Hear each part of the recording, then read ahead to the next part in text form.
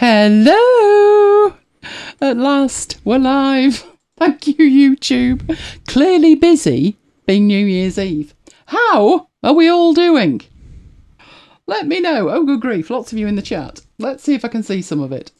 I'm going to need to zoom in for that, aren't I? Oh, Kim was first in. Now, young Jonathan would have been, but he sends his apologies. He'll be watching on catch-up.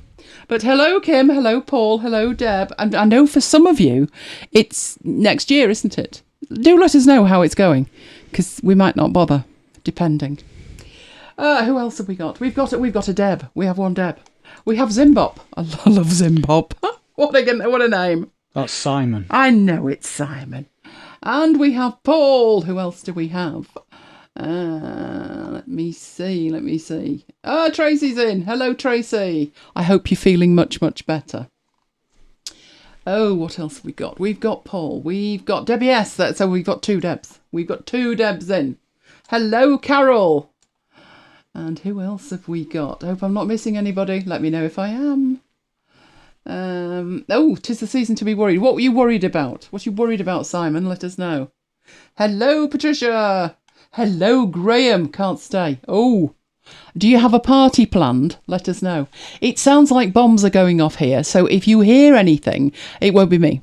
No, it won't be us. It'll be outside. Who else have we got in here? I think I've got everybody. I think I have. Yes, I have. So, hello one and all. Tonight's agenda, yes, it's going to be a surprise to me as well. Not even joking. No, all will be revealed, but you have to stay with us for that. Oh, no, Graham, you'll have to watch and catch up.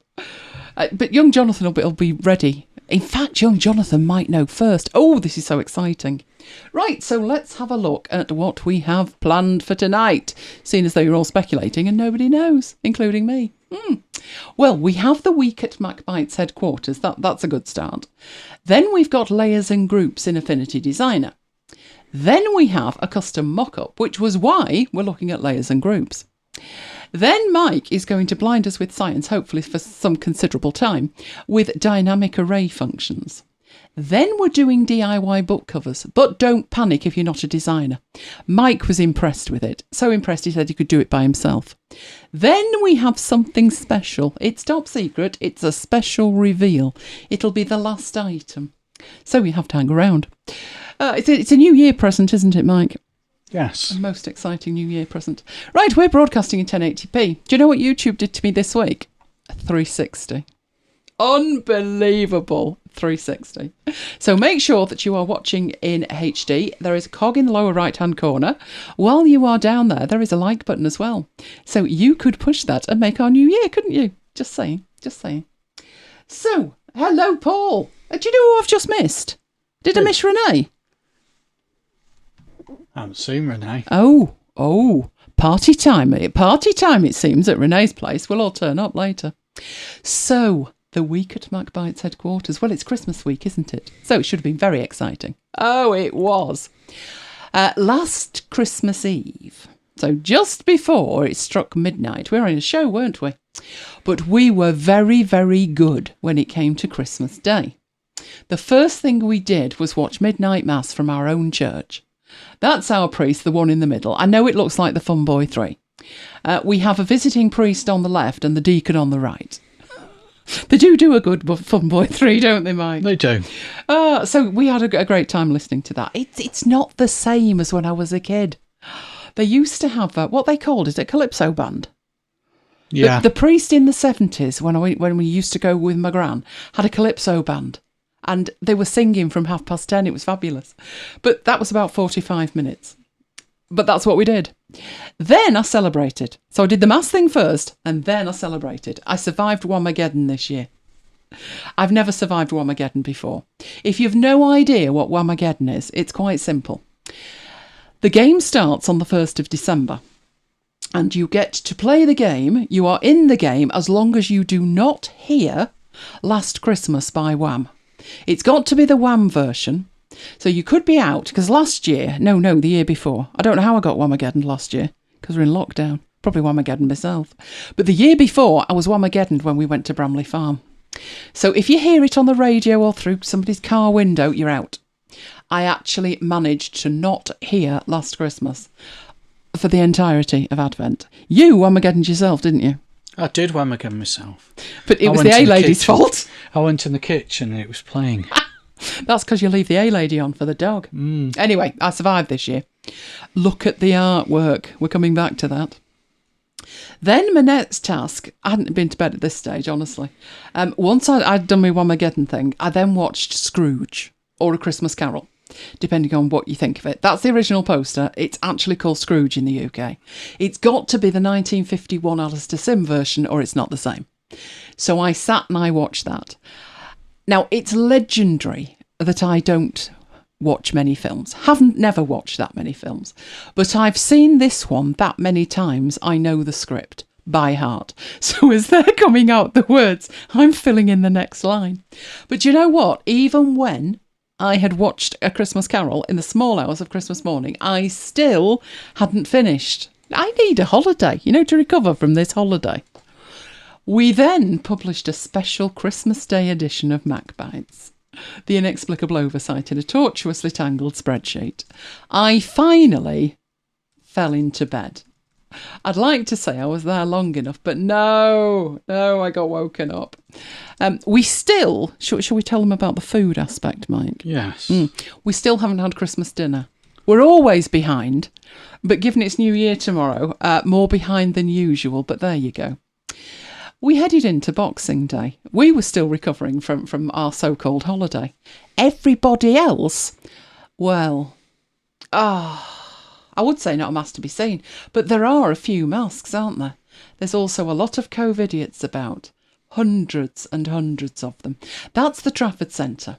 This is local, very local, about 2.5 miles away. They were queuing up for something specific. I won't say I'm out of touch, but has anybody else heard of Lush? Do you know Lush? I've not heard of Lush. Oh, good. It's not just me then. So this shop, and you see, I know what M&S is, and I know Next. I've never heard of Lush. So I toddle off to have a look. I thought, this looks dodgy. But I suspended my disbelief, as apparently one of their most iconic items that they sell are bath bombs. Well, there was a couple of things with the bath bombs. One, where did they get these prices from? But two, who wouldn't want unicorn poop in their bath with them? Now, this explains why everyone was queuing up for it, doesn't it? I've never seen the place, never heard of them. But yes, on the left-hand side there, unicorn poop, only £6. I wasn't at all sure about getting into a bath that's black. But there's a black rose one as well. There's a million others, but, I couldn't get past the unicorn one myself. Unbelievable. That took us on to Monday. Monday was a big, exciting day for a certain MacBites presenter, wasn't it, Mike? The Premier League was back. This was after the team was decimated with COVID. They managed to stagger to a 1-1 draw. But it wasn't without jeopardy. Not only was there the match, you see, they scored after 7 minutes, so that left 83 minutes for Mike to moan. But it was all right, because at 71, they equalised. But that's when the jeopardy really started. Because the only slot Mike could get for Tesco, because we would normally have it on Saturday, but that was Christmas Day, and they weren't working the next day either. So the only day that Mike could get a slot was this night. At 10 o'clock. Technically, the game should be over. But you know what Tesco's are like. They're always early. Fear not. Early delivery for weeks, but he arrived seconds after the final whistle. As Mike sagely pointed out, he was clearly parked up watching the match around the corner. There was 6 minutes of injury time, though. Well, that's what I mean.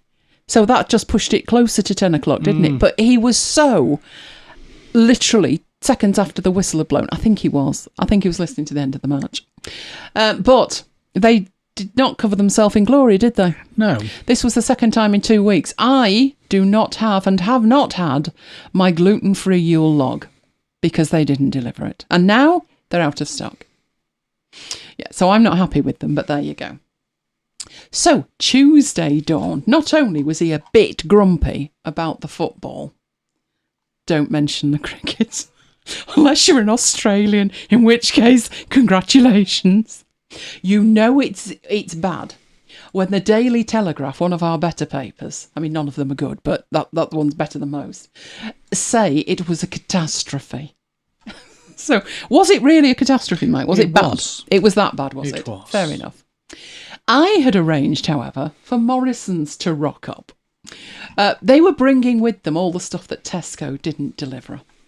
So I didn't get my Yule log, though, because they don't stock Yule log. So I'm going to shop early for next year. You do realise that Easter eggs will be for sale tomorrow? Yeah. Well, maybe I'll be able to get my Yule log about June and freeze it. That's what I'm going to need to do. On Wednesday, you'll enjoy Wednesday. I guarantee every one of you will enjoy the concept of this on Wednesday. We were very busy. You're wondering about that logo. Unless you've tried it. Carol will know. It was going to be a 5-minute job. Needless to say, it turned into a little bit more than that. It was Rome training for Mike, which would be tricky on any level, but particularly within interstitial journaling. Oh, I had fun. Still can't say that word. Interstitial, I think. Interstitial journal. Yes, well, it was mind blown for poor Mike. But you're still doing it, aren't you? Oh, Yeah. have you noticed the silence? Not done it today. Have you noticed that you stop doing it the busier you are? Yeah. Which is probably indicative of the fact that that's when you need to do it most. So poor Mike, mind blown. Which took us to Thursday. Oh, you see. Another match. This time, were you more confident? Yeah. And that was borne out, really, wasn't it? Although they did gift you a goal, and that Ronaldo one was a bit on the dicey side as well. So they did get to 3-0, the dizzying heights of 3-0, but it ended up 3-1. But that was quite fair, considering, because they'd already given you one, hadn't they? Yeah, so it was only fair they got another one back. Which took us to today. Apart from all week, today's project is top secret. It will be revealed, but it will be revealed later as to what we actually did. So, I need to bounce along here and get to our first topic, which is Affinity Designer, layers and groups.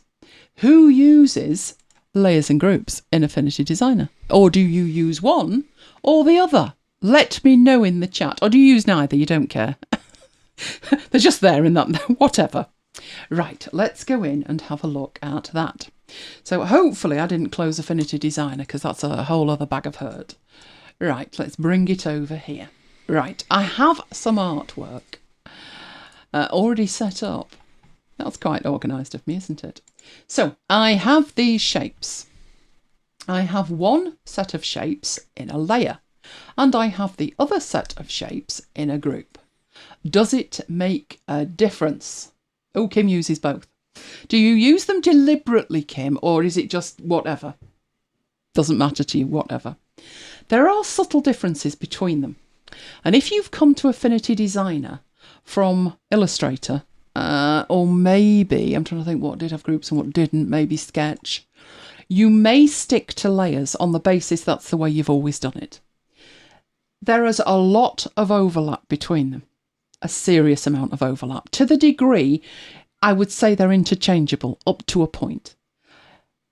Maybe if I point out one of the biggest differences, it'll click and you'll be like, now I know when to use which one. Kim groups everything.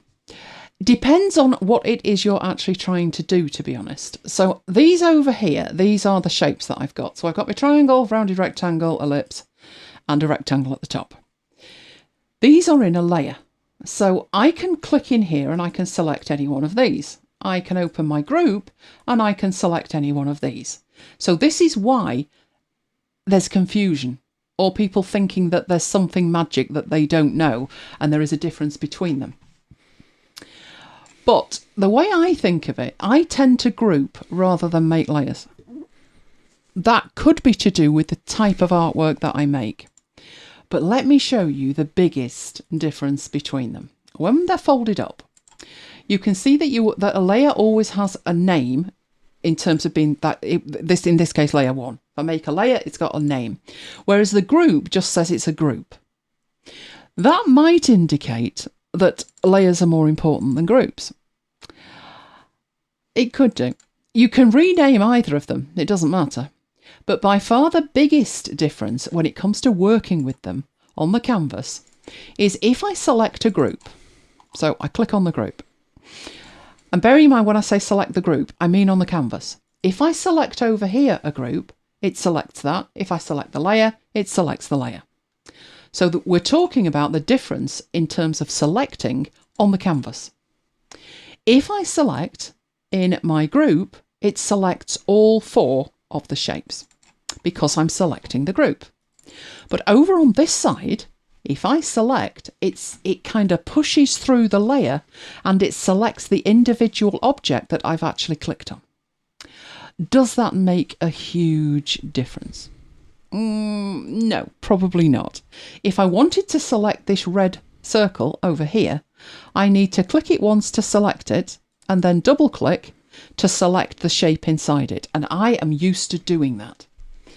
I am completely used to doing that. So it doesn't give me any problem that, well, actually it's easier over here because it's 1, 2, 3 clicks to select that. So I have to use 3 clicks to select it or a simple 1-click select. But I still tend to prefer groups. Maybe for this reason. This is a variation on just what you've seen there. But if I want to click this and move it, I can do that. But if I want to click this and move it, it moves the individual item within the layer and not everything on the layer.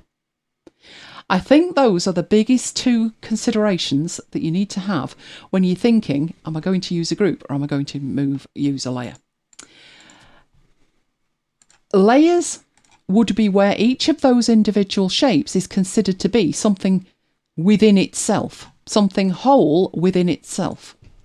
Maybe it will make more sense if we do that. So let's push these back and let's make something very simple. So let's grab this, lose these, and you'll notice I'm having to click each individual one. So I've got my circle being in a group, and I'm going to make another circle next to it, and we'll have a circle down below. Let me have a look what we've got in here. Oh, that'll do. The crescent tool. That'll do nicely. Let's draw a crescent and let's flip it sideways. And yes, it's going to be a face. Right, let's do that. With very nice pink lips. Oh, should we give it a pink nose as well? Shall we take that one and give it a pink nose? You're wondering what on earth I'm up to, aren't you? Right, this hopefully will help explain it even more. Right, that'll do nicely. So with these shapes, I'm just going to get rid of them. And these ones that I've got here, some are in the group, some are not in the group if we look at it. So this triangle is on that layer and not in here. So let's put it in the group. Right, but what I'm also going to do is to take those shapes, go up to the layer and paste them in the layer and then move those to the side. Again, they still look totally the same. Which one of these would you use if it was a face? Would you use a layer or would you use a group? Oh, Dee's just Googled unicorn poop. Don't do that. You'll end up at the Urban Dictionary and it'll never end well. Right, so I know there's a delay on this. Which one would you use, Mike, and why? Wouldn't group them at all, would you? No. Nope, just get the stuff on the canvas and hope for the best. No, I'd use group. You'd use a group? I'd use a group. Is this because you don't know about layers? It's because I group in PowerPoint. Ah, good thinking, good thinking. Well, in this circumstance... And it must be the same in all apps. Oh, no, don't say that. That's when they throw you with a nuance. No, with a face, if you think about it, it's going to be how you want to move these things. So with this face, I always want these pieces that make up the face, the 4 shapes making up the face, to move together. So with this one, when they're grouped, I can just move them. It doesn't matter which one I pick up and move. You see, Kim's right, spot on here, spot on. Unless you're thinking of moving part of the face. Well, the thing with the face is you want them to be together. Whereas over here, it would be far too easy putting them on a layer to move one piece without the other pieces. So if the pieces belong together, then group them together. If they don't, if they're constituent parts of something else, and it makes sense maybe to put them on the same layer, so maybe it's like flowers on a field of grass. You do want them together, but they don't need to move together. You can move them individually. Right, you can also, up here, do this, where you can nest the group inside a layer. So the layer could be the entire person, but the group could be just the head of the person. And these bits down here are moving independently. So there isn't a right and a wrong answer. It's not particularly like, you were right, I was right. No, it's not that there's a right and wrong answer. It depends on your workflow. But just to make it a little bit easier for yourself, if you are putting individual shapes together to make a bigger whole, in this case a face, you probably don't want them moving independently of each other without doing so deliberately. And putting them in a group, the deliberate part of it is that you have to double click to select the individual components. So there will be nothing to stop us going into here and double clicking and moving one eye down and maybe twisting the nose slightly. But it's still the face when you select it. You actually have to deliberately do that.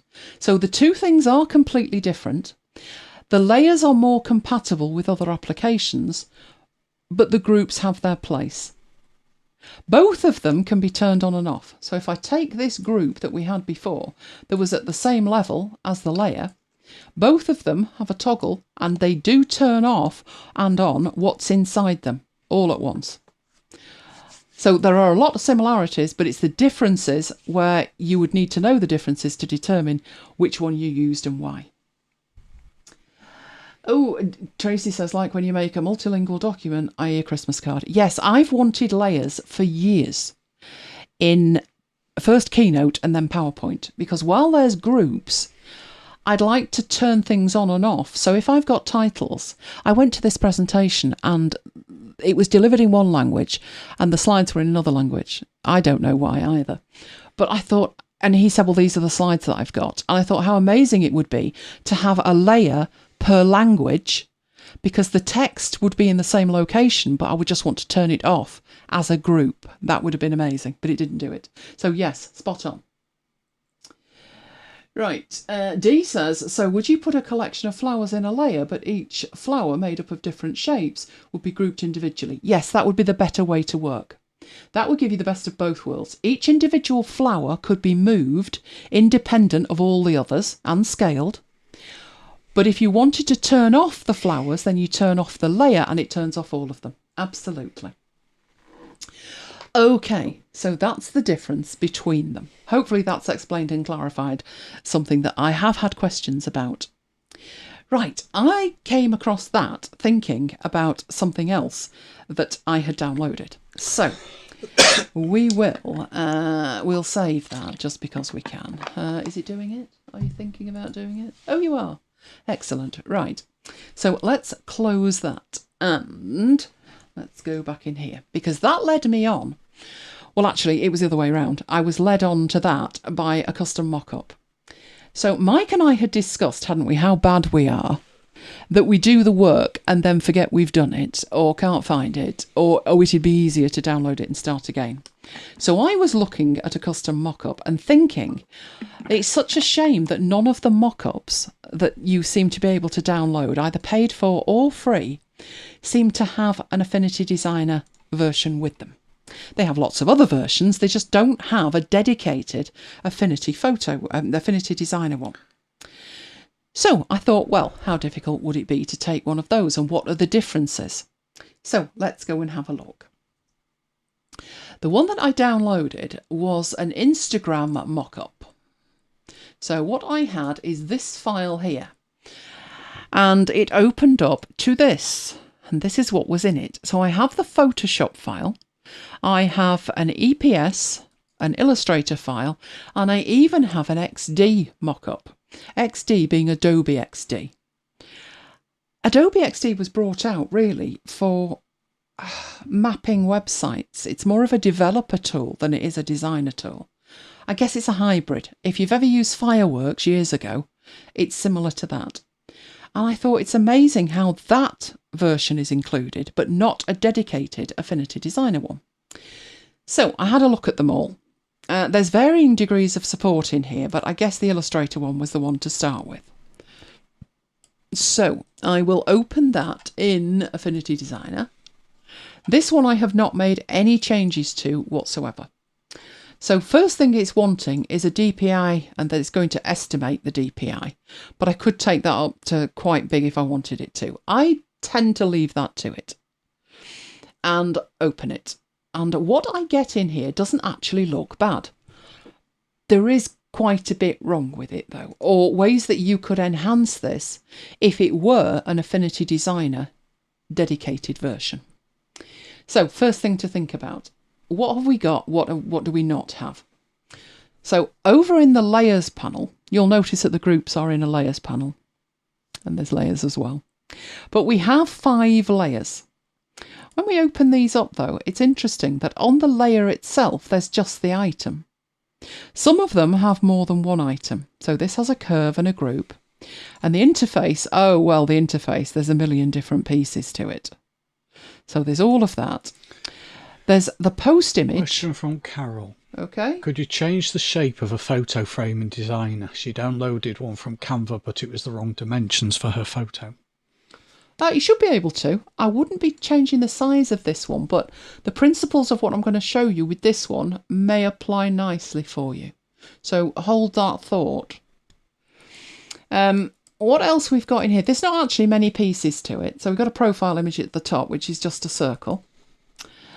And the post image, which is the big square. The rest of it is inside the interface, which you can see if you turn it off. If you're wondering what that black thing is, that's the shadow. And that leaves you the post image and the profile image at the top and the background that we can toggle on and off. So those are all the bits you've got. But if this were a dedicated Affinity Designer file, it would probably have extra elements to it, and it would probably be designed in a different way. And I looked at it and I thought, well, I've got that Whamageddon thing. And normally what I do is take a screenshot to put it on a slide. And I thought, I don't know in the future how many Instagram things I would want to put there. But in keeping with this new idea of mine, which is don't reinvent the wheel, don't keep taking screenshots and whatever. Could you make this more customized to Affinity Designer and it work rather well? And the answer to that is yes. The first step of which is look at what you've got and work out whether you do want it on a layer or you don't want it on a layer.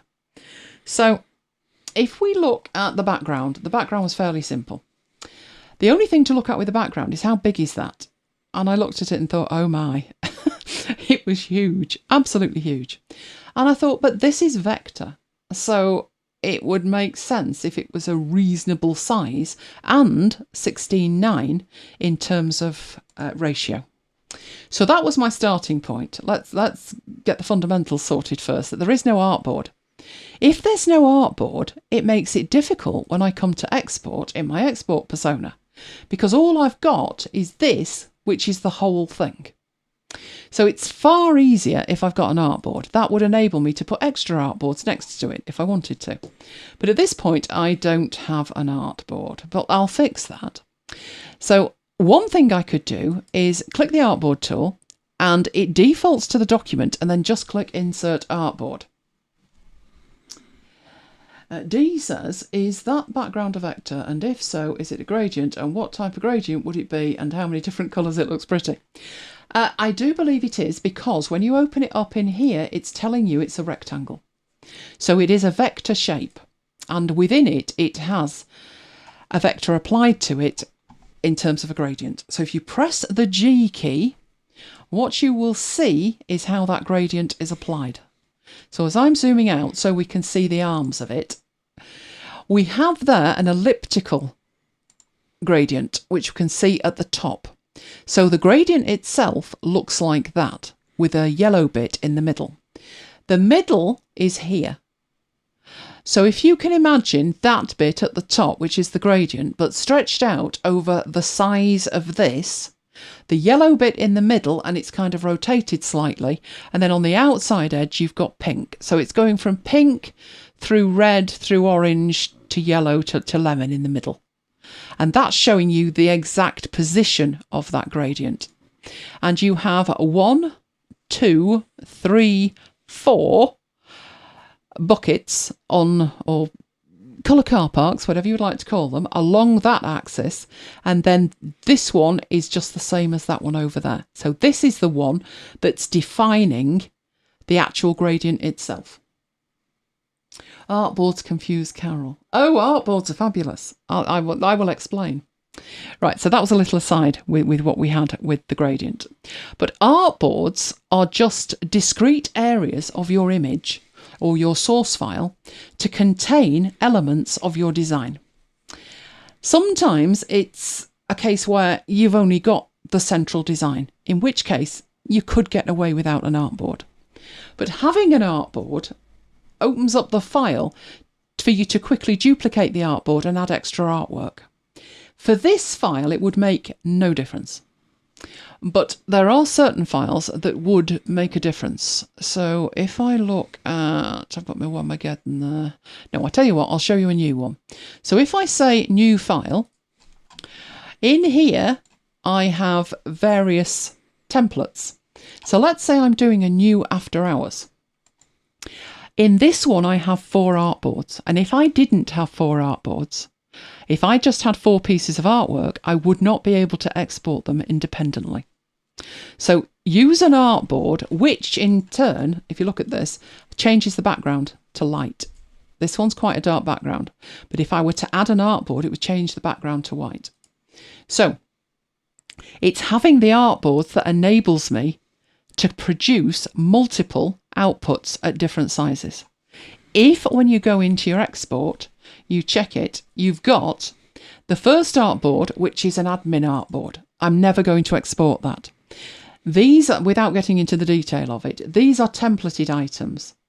So if I show you why, I have this there because I don't want to have an accident with anything on these 3 posters. The square one, the one for the thumbnail image, and the standard one. I don't want to move anything. I don't want to have an accident and then that doesn't line up.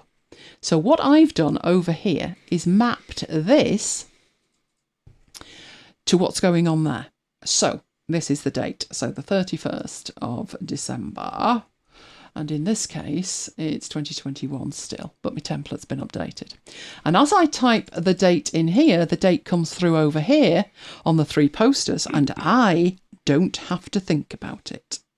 I don't have to be concerned about the placement of it or moving it, any kind of accidents. And I do that with all of the elements that are needed. So today is 161. And that's how I work with it. But if there were no artboards, this would not work at the point I come to export it. Because at that point, each one of these 4 artboards can be manipulated independently. That one is the lower left. That one is the lower right. That one is the upper left. And each of these are totally independent. I think once you find a use for them, Carol, you'll be up and running. And I did do a long session that's on YouTube all about the intricacies of the export persona. Right, let's go back into here then and see what we would need to do with this. So if I click the artboard tool, the default is set to document and it will just insert an artboard. But that isn't necessarily the size that I want it. So I have a couple more options.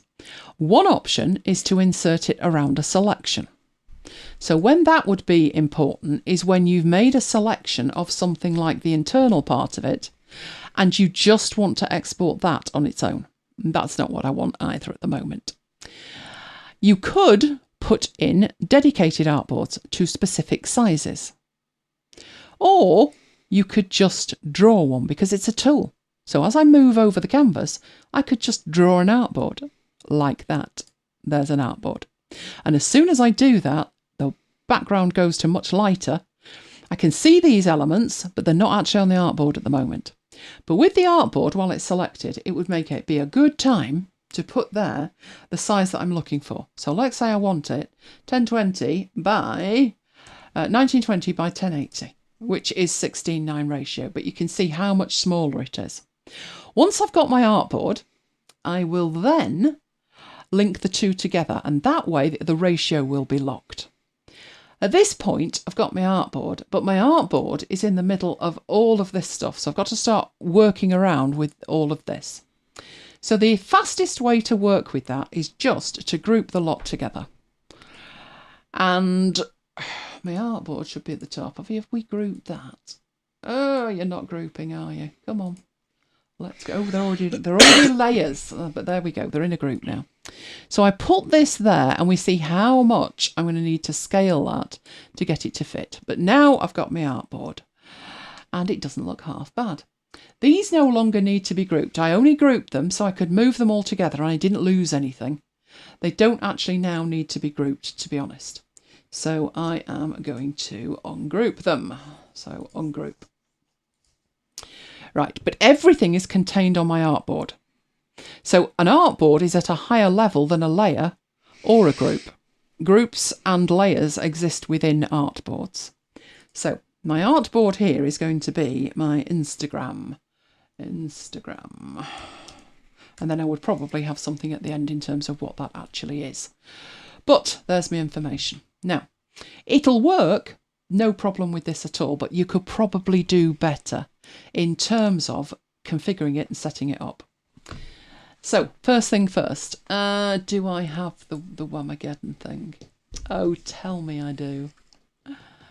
Where would I have had that? I'd have downloaded it, wouldn't I? Right, let me go and get the image that is the Whamageddon image that hopefully is in my downloads folder.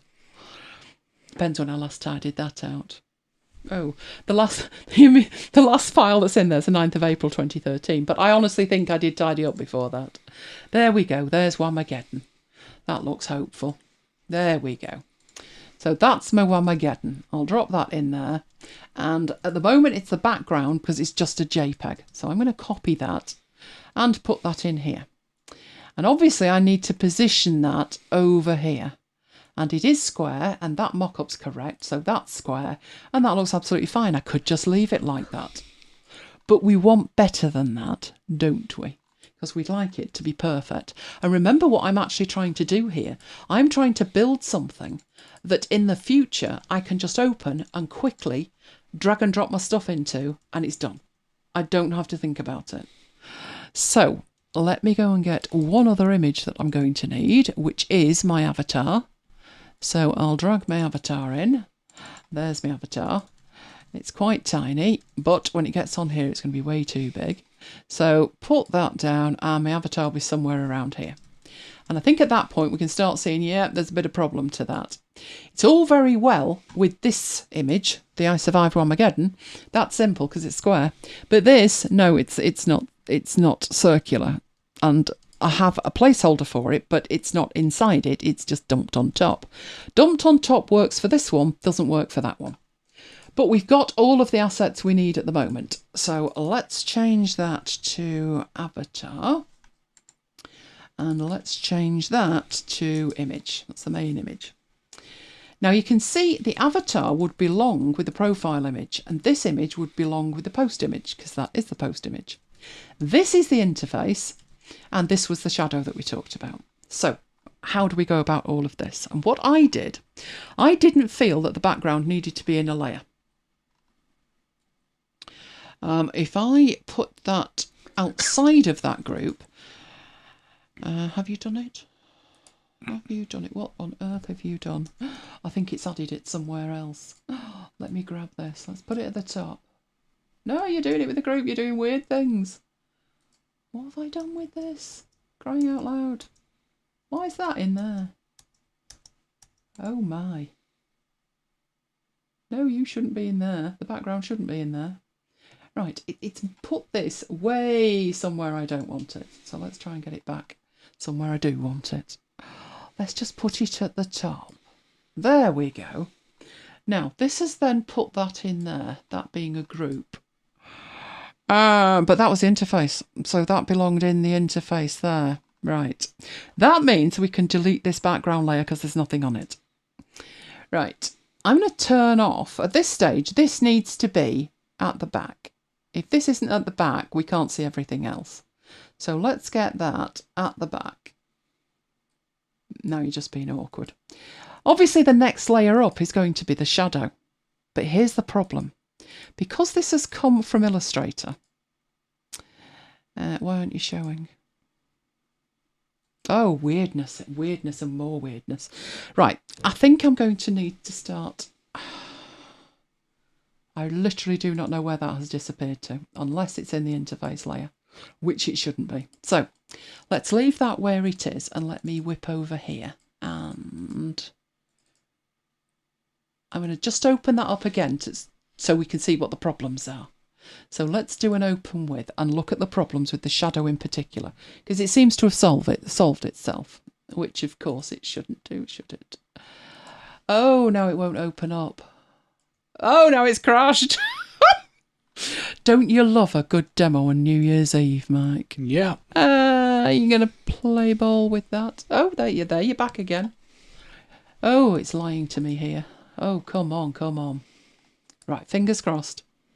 Fingers crossed, that's right. Open. Right. So I'm going to quickly show you what the problem is with the shadow by turning everything else off. Because it's come from Illustrator, and eons ago, Illustrator didn't have the concept of a shadow. People built their own. By adding in curves and adding in groups behind it and all kinds of things. You do not need to do anything like that in Affinity Designer. So if you're doing what I'm doing, which is taking a mock-up from somewhere else and trying to make it work with Affinity Designer in the best way possible, just delete it. Just totally delete it. We'll put that back later.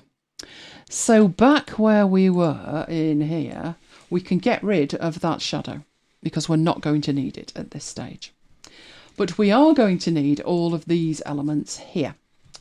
So this is the background of it. You can make changes to that if you want to. And if you were doing it perfectly, I would.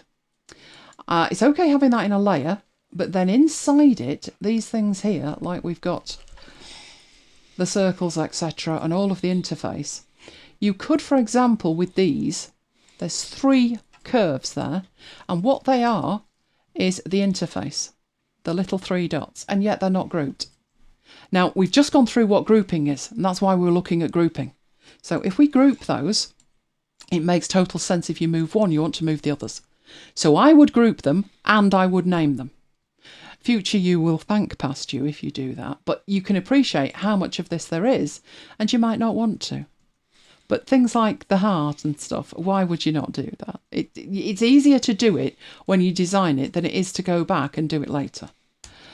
But a lot of people don't bother. I probably would bother there. But for this purpose, it doesn't particularly matter at the moment. I just think I have spotted in there the 2 things that need to go. That's where the shadow disappeared to. So we have our interface at the back. Do take the time though and put in the names for the elements and group together what makes sense to group together. But the interesting things that we're looking at here is the profile image at the top and the post image here, which again have vanished on me. I know what it's done. It's put them in here. I have no idea why. So that's the profile image, and that one is the main image. So what I'm going to do with these, we have here a layer and we've got that inside it. Is that going to be good enough for what we want? And no, not for what I'm about to do. So I will start this from scratch and pull these outside here because this is what I would actually do. I would lose the profile image layer. I would get rid of that one. So let's delete that. And I would delete this post image layer as well. We're not at this stage actually losing anything in terms of content. We're just deleting things that don't really need to be there in the first place. But we're left with a rectangle and a curve, which is great. Now, you've got a choice whether you group these or not, or whether you make them a layer, whatever you want to do. Let me think.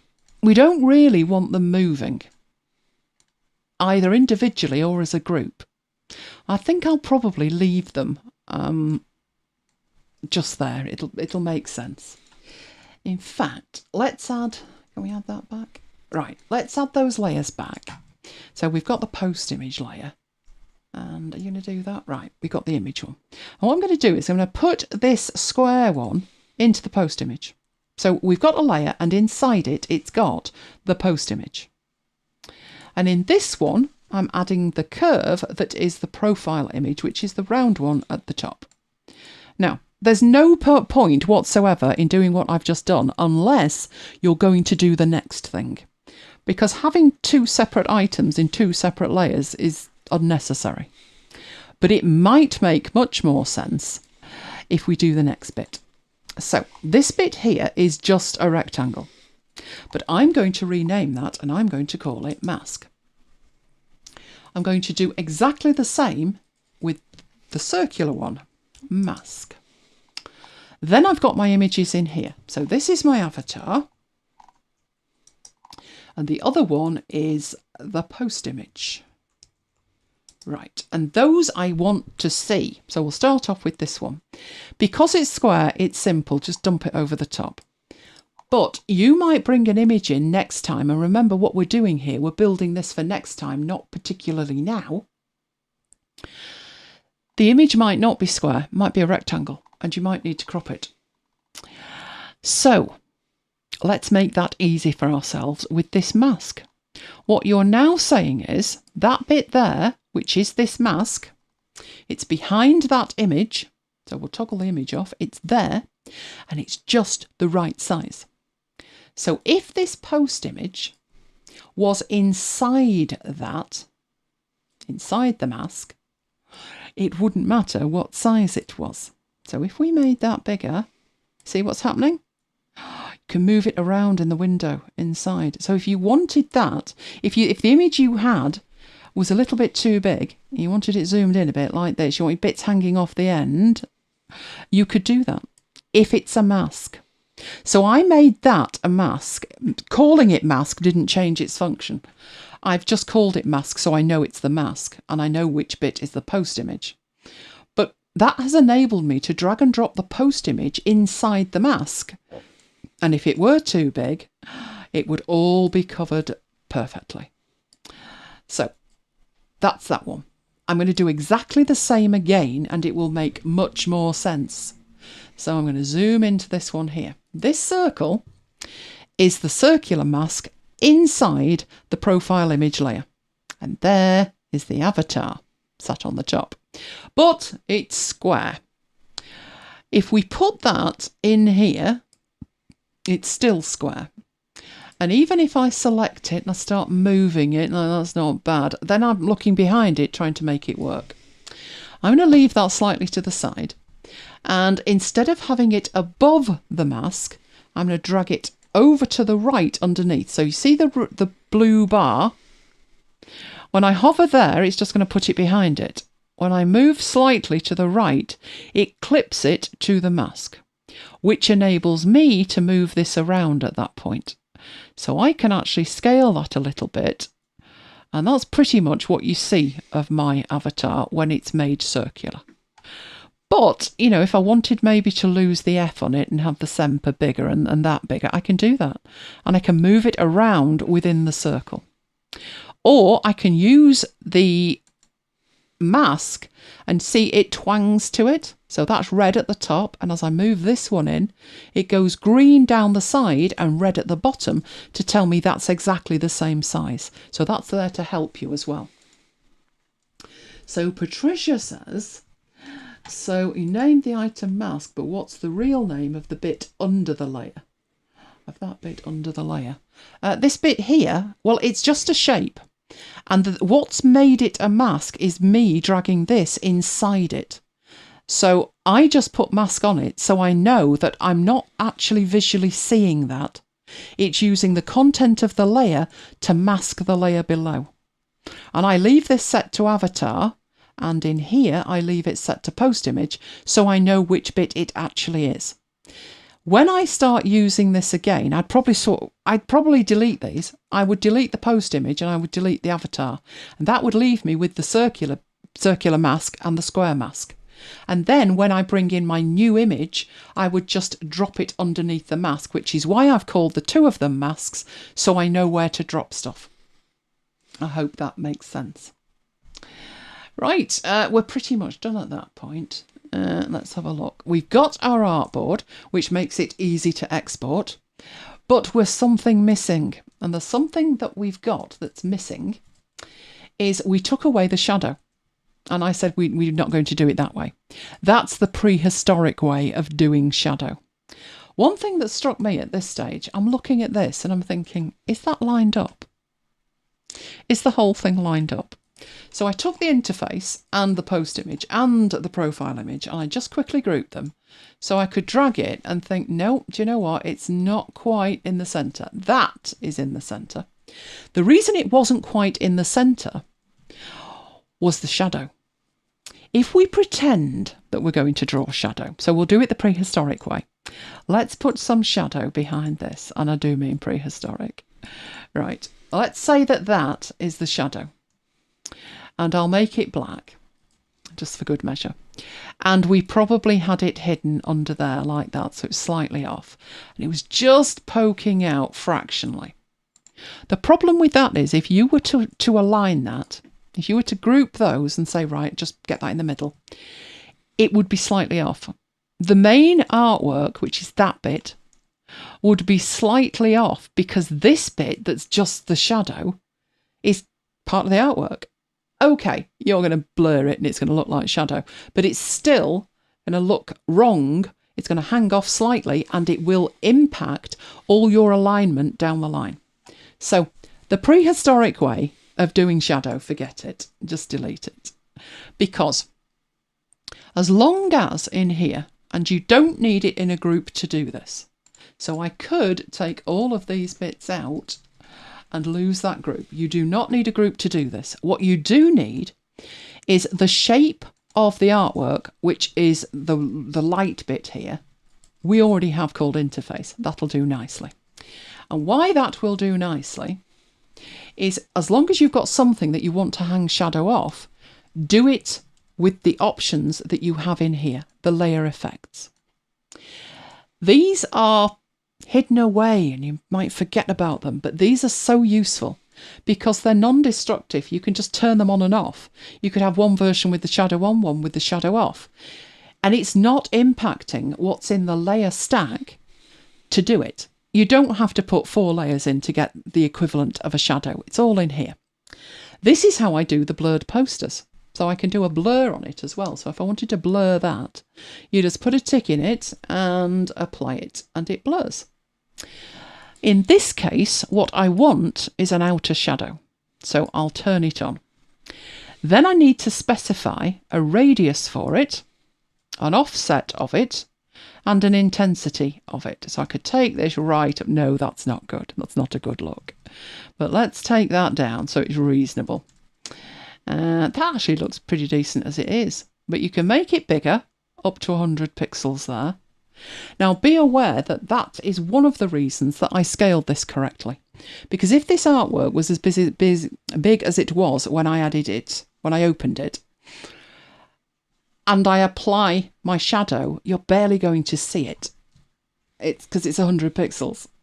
But with the right scale, which is why I like working at the scale that I work with, and the scale I work with is 16:9, and it's either 1280 by 720, but these days it's more like 1920 by 1080, and I will scale up from there. Obviously, it's a vector app, and what you export can be any size you like. I'm talking the size that you work with to create it. So I think that looks pretty reasonable. I don't think I'd have it maybe as intense as that. Question from Paul. So are the individual words in the poster each their own layer? The words in the poster. The words in the poster, in this case, if you mean the I Survived Armageddon, that's actually come from elsewhere. That wasn't done in here. So what I've brought in there is just a JPEG. If you mean these bits that are representing the words, the grey bits, they are within the interface, and like I said, they have not grouped them. I would. So that bit and that bit, I personally would group because I only ever want them to move together. And these down here, these 3 lines, I would group those as well. So the text in the actual artwork,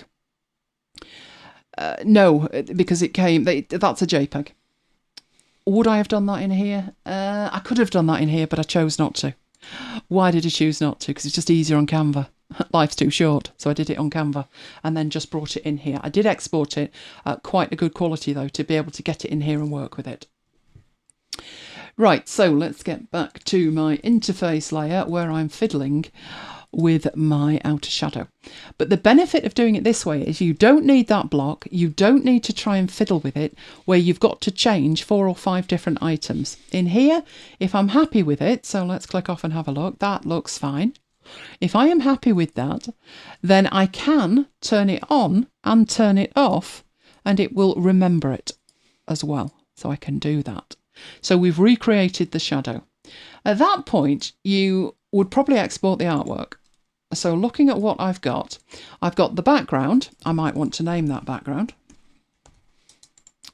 And I've got the interface, which I'm probably not going to want to fiddle with that much. What I am going to need to change in the future is these 2 things. So at this point, I would save that. So I'm having a look at it. Let's do a save on that. It's going to come up with this lot. And I'm going to put it in that folder. So I call this on the night, OTN. So I know which one I did live. So that one is saved. It's not a template at that point. But to make it a template, I could do it right now. But personally, I think it would be better if I didn't have these in here. So the post image, I'm going to delete. The avatar, I'm going to delete. And now that's ready to be made a template. That will work perfectly for a template. So I would go into File and down to Export as Template.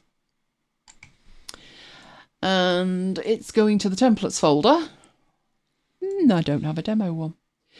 Let's put it in MacBites. Right, let's put it in there and call that Instagram Mockup. There we go. And save it. Now, be aware at this point, this is no longer the artwork that I saved because I took out the profile image and the post image. Up here though, despite the fact I've saved it as a template, it's still the on the night artwork. So if you want to retain an editable version of that template, might be a good idea at this point to just do a save as and pop that back into the data folder and put on the end, that was like my template. It's not a template, it's just the template at the point I created the template, just in case you ever lose the template. Right, at that point, let's get rid of these. I'm going to leave that one open and that one open because I'm going to use them. That one I'll get rid of. And which is this one? Let's get rid of that one as well. So at this point, we've got this and that's the template one. I'm going to close that because we've saved it. The only reason I've got these 2 open is because I'm going to use them when we make a new file based on the template. So File and New will take us to the File New dialog box. It probably will default to presets, but underneath templates, our Instagram mockup is available in the MacBites folder. These are not every folder that's in the templates folder. You have to add them individually. But there it is. So I'm going to select it and create new. At that point, you'll notice the artboard's there. It's got the name on the artboard. Everything is there just as it was before. But I am going to need this content in here. No, I'm not. In there, where it is. So there is my avatar. There is the Whamageddon one. So let's copy that and paste that. And the only thing we need to do to make this work is put them in the right place. And the right place is for the post image underneath the mask inside the post images folder. And you can see because it's not in the correct place, nor is it the correct size, you can only see a bit of it because this grey box is the mask. That's what's masking it. So let's bring that on into about the right place and scale it down. And there we go. That will do nicely. It's fractionally bigger than the space, but it fits in there nicely. And our avatar, put that underneath the circular mask. Obviously you can't see anything of it at the moment because it's not in the right place, but as it passes behind the window, that's the mask. And we can take that down and take that up and probably zoom in as well and get that in the right place. And that one I'm going to scale exactly to fit. And there we are. So we've made a template, but we've made an intelligent template that in the future, you know, like if Mike wanted to put an Instagram thing there, we can do that. I can just hand him that template and all he would need to do is add in the avatar he needs and the artwork that he needs. You can, of course, while you're at it, in the template, so I'm just going to do it here, but with this background that we've got, I'm going to duplicate the background and using that G key, which is this one over there, this is our gradient tool, I'll show you that you can actually change this by moving this. So you can see the colours going across as I move it. So we could have that behind it and have it shining and glowing. You can move it down like it was. You can make it much darker. Move it across, whatever you need to do with that. Or you could put a totally different gradient on it. So that's probably different enough, isn't it? So there's another one. So go back to the move tool and then toggle that on and off and you've got a very different look. So you could keep within the template a whole range of backgrounds. If I duplicate that again, so Command and J to duplicate it, and go in to the gradient, I'm going to zoom out so I can see the colour swatches here. So we've got this purpley one at the end. With it selected, I can choose an entirely different colour. So if we take this round, are you coming in there? Ooh, I'm not seeing that. Where's my green? Why are you not seeing my green? What we got up here we can play with. Oh no, it's come through. It's come through, so I don't know why we're not seeing it. Oh, hang on. Hoisted by my own petard. Turn the layer off.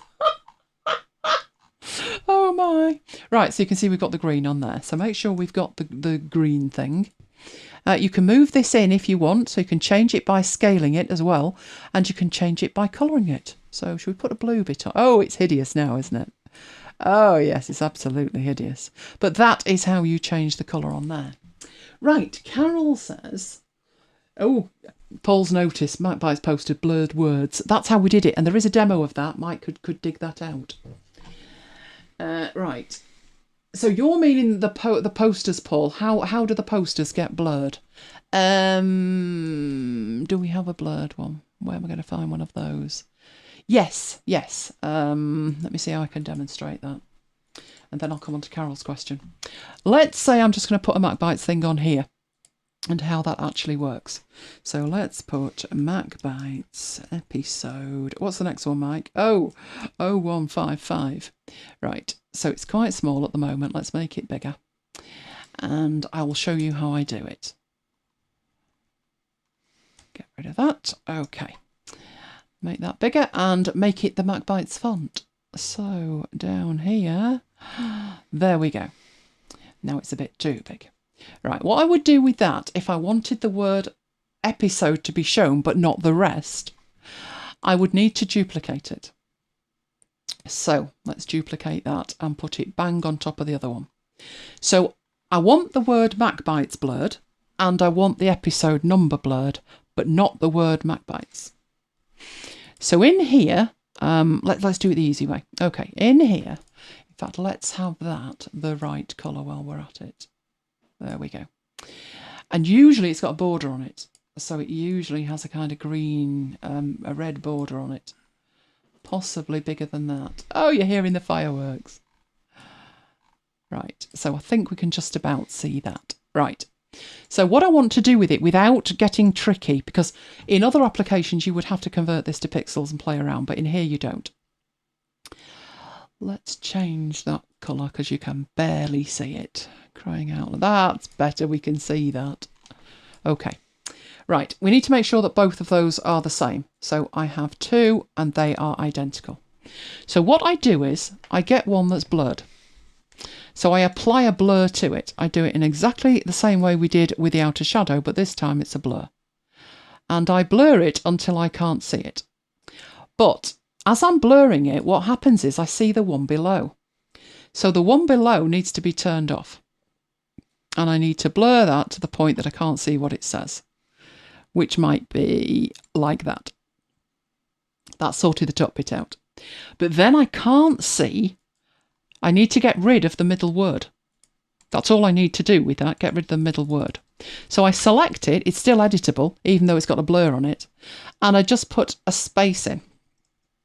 Now, something there, it's selected the last bit, so I need to just make sure I've got that text, and I just put a space in, and that word's gone. That means we need to bring the one back below it, and when we turn that back on, you can see it, but then the problem is, that's brought back everything with it. So turn off the blurred one and go into the one that is not blurred and do the reverse, which is take out, by putting a space in, the words you don't want to see. And then turn the top one back on, and that's how you do it. So you're using 2 copies of it, but the whole thing still remains editable, and you can go back in and think, no, I can change the blur. So if you're looking at that and you're thinking with the blurred one, that needs to be more blurry, you can blur it more, you can blur it less. The 2 are totally independent because they're 2 totally different shapes, but it isn't done character by character, it's done word by word, and I'm replacing a word with a space. And the reason that I put a space in and don't just delete it, I'm guessing you're ahead of me, to be honest. Let's get, have we got one? Trying to think of a fast way to do it, not thinking of a fast way to do it. So let's bring that in and show you what happens down here. I'm going to take the blur off that so we can actually see it, and just show you what happens if you do anything other than put a space in. So we had the word episode in the middle. If I think, well, I don't want the word episode, so I select it and I delete it, that could happen. In which case everything moves. So if I don't do that, if I just leave that, which is 1 space, if I just leave the 1 space, that solves the problem. So does that answer your question, Paul? Let me know.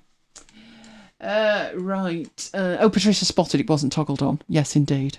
What can I say? It's New Year's Eve and I haven't had any alcohol. Not that I drink, but I'm seriously thinking about taking it up. Right. Gradients for unicorns. That's what unicorns need. Gradients. And bath bombs need that as well. So then on to Carol's question. Probably a silly question. What would you use it for? Which bit did you mean? If you mean making a template, then it's all the work that you don't need to do the next time. So if there's a job that you do, maybe like a blog post or something, and you always have an accompanying document with it or something, and you want to have the artwork showcased, then you make the thing once and then repurpose it. So for me, it's the MacBites posters, or something like that. Something that's repurposable. So I was finding that I wanted to showcase an image on an iPhone, or I wanted to showcase an image on an iPad, and I was going off and finding a mock-up and then editing it manually. And then the next time I did the same thing again. So I thought, why don't you just this time do it right? So I have created a template, and the next time I need to showcase an Instagram post, where the only thing I'm concerned about is the poster, because I'm not bringing in a screenshot, I can just open this up, drag and drop the image in the right place, and then just export it. And remember that part of the template can be the export in here.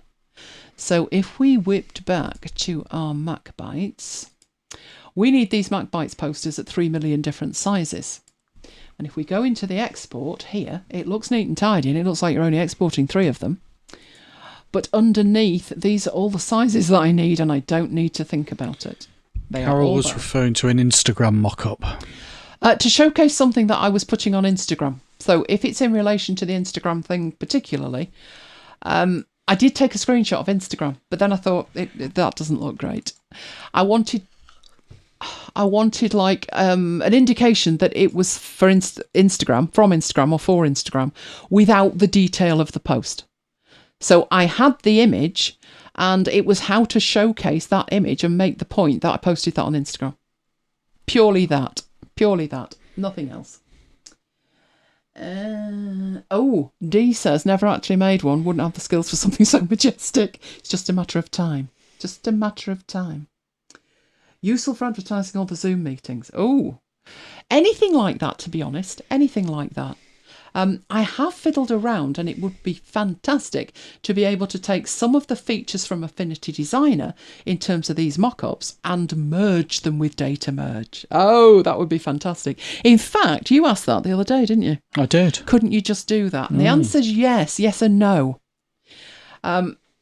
You'd need the pages the right size and the different pages. So it's a trade-off between how many times you'd have to export for the sizes you want, as against any benefit you'd reap from data merge.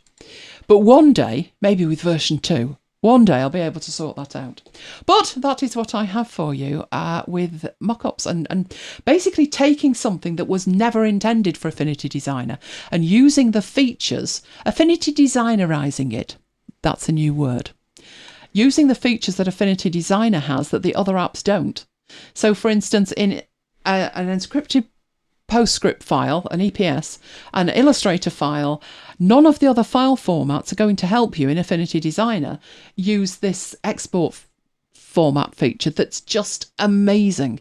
But the export persona features can be added into your templates for Affinity Designer. So if you do find yourself using the same mockup more than once, it's definitely worth your while to do what I've just done, which is make a template out of the whole thing. So now I've got one, you'll be bombarded with it. But it's all right, I only post on Instagram about once every Preston Guild, so don't worry. It isn't going to be every week, put it like that. Right, okay then, let's head off into here and see what I've got. What can I see next? Oh, it's Mike and his dynamic array functions. Are they exciting, Mike? They are. Are they exciting to you or everybody? Everybody. Oh, good. Right, okay then. Now, how long would you like me to spend on them? As long as you would like. How long would you like to spend on them? How long's everybody got, it being New Year's Eve? I can spend as long as you like on them. Oh, never mind pontificating over how long you can spend. Right. Get going with it. Shall I pass over to you? Yes. I've pressed record now. There we go. Here's Mike for you. Okay, dynamic array functions. I started this last week and I'm going to do a little bit of a recap and then show you some new things. So dynamic array functions are a group of functions that were added to Excel in 2020. They're available on Windows, they're available on the Mac, and they're available on mobile, and also if you use Excel in a browser. They are only available though if you are an Office 365 subscriber. So what you do is you type a function into one cell, and within that function you reference an entire range, and the function then automatically replicates itself down a column for as many cells as it needs. So the range or array, so that's where the name dynamic array comes from. An array is just another word for a range.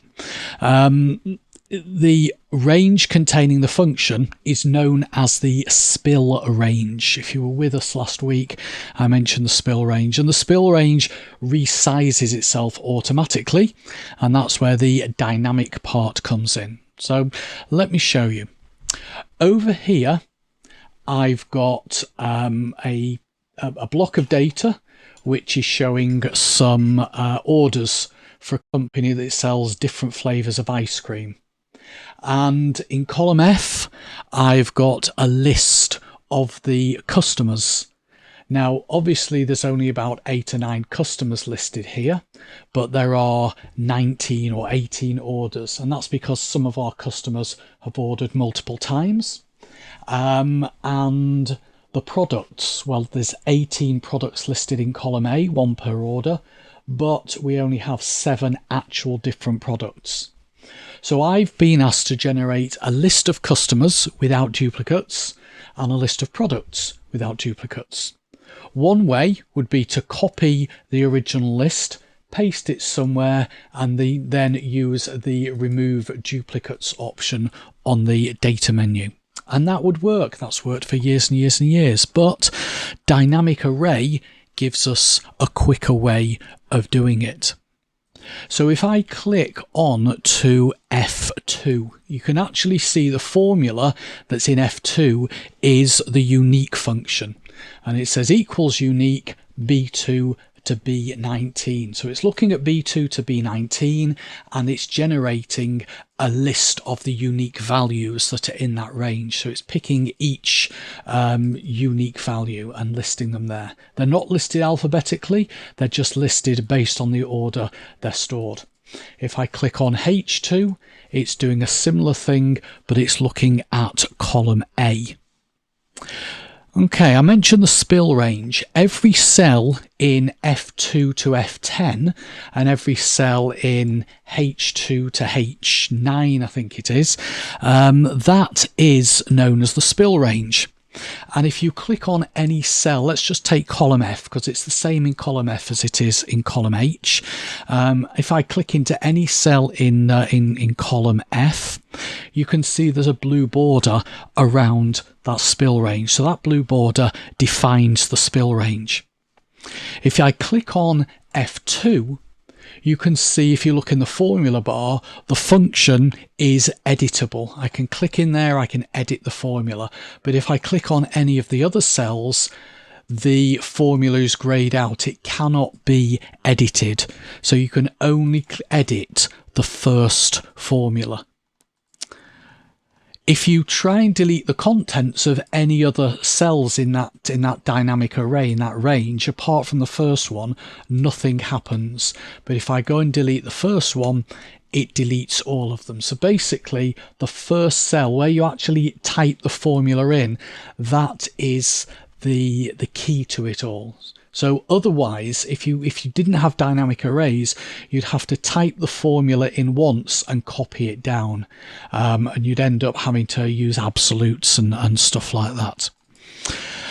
So I showed you all this this last week, but if I was to go and add a new row, so if I was to go onto row 20 and I was to add lemon. So lemon, and the customer was buttons, and they are based in Kentucky, and they spent, say, $100 with us. It has not automatically added lemon to our products list here. What I'd have to do is edit H2, change that to be A20, and now it's added lemon, and it's added lemon at the bottom, so it's automatically extended the spill range. But if you want to avoid having to update the formula each time a record is added, then take your list and convert it into a table. Now, we've talked about Excel tables many times in the past. It's basically a range of cells that has a set of headings at the top that is given a name, and as you add more data, it automatically changes the size of that data range. So if you want to convert this block of data into a table, you just select one cell and go to Insert Table. Make sure it's picked up the correct range, make sure there's a tick in the box My Table Has Headers, and click OK. If you want to clear the formatting, you can do that from the table menu. Either choose a different color style or just click on clear. And if you want to clear those drop downs, you can take the tick out of filter button. But this is a table, and when you create a table, the table's given a name. So it's called table 1. I'm going to rename that table. Could leave it as table 1, but it's good practice to give your tables meaningful names, and it's also good practice to begin the table name with TBL. It's just one of those things that a lot of people do, just so that you can recognize the name as a table.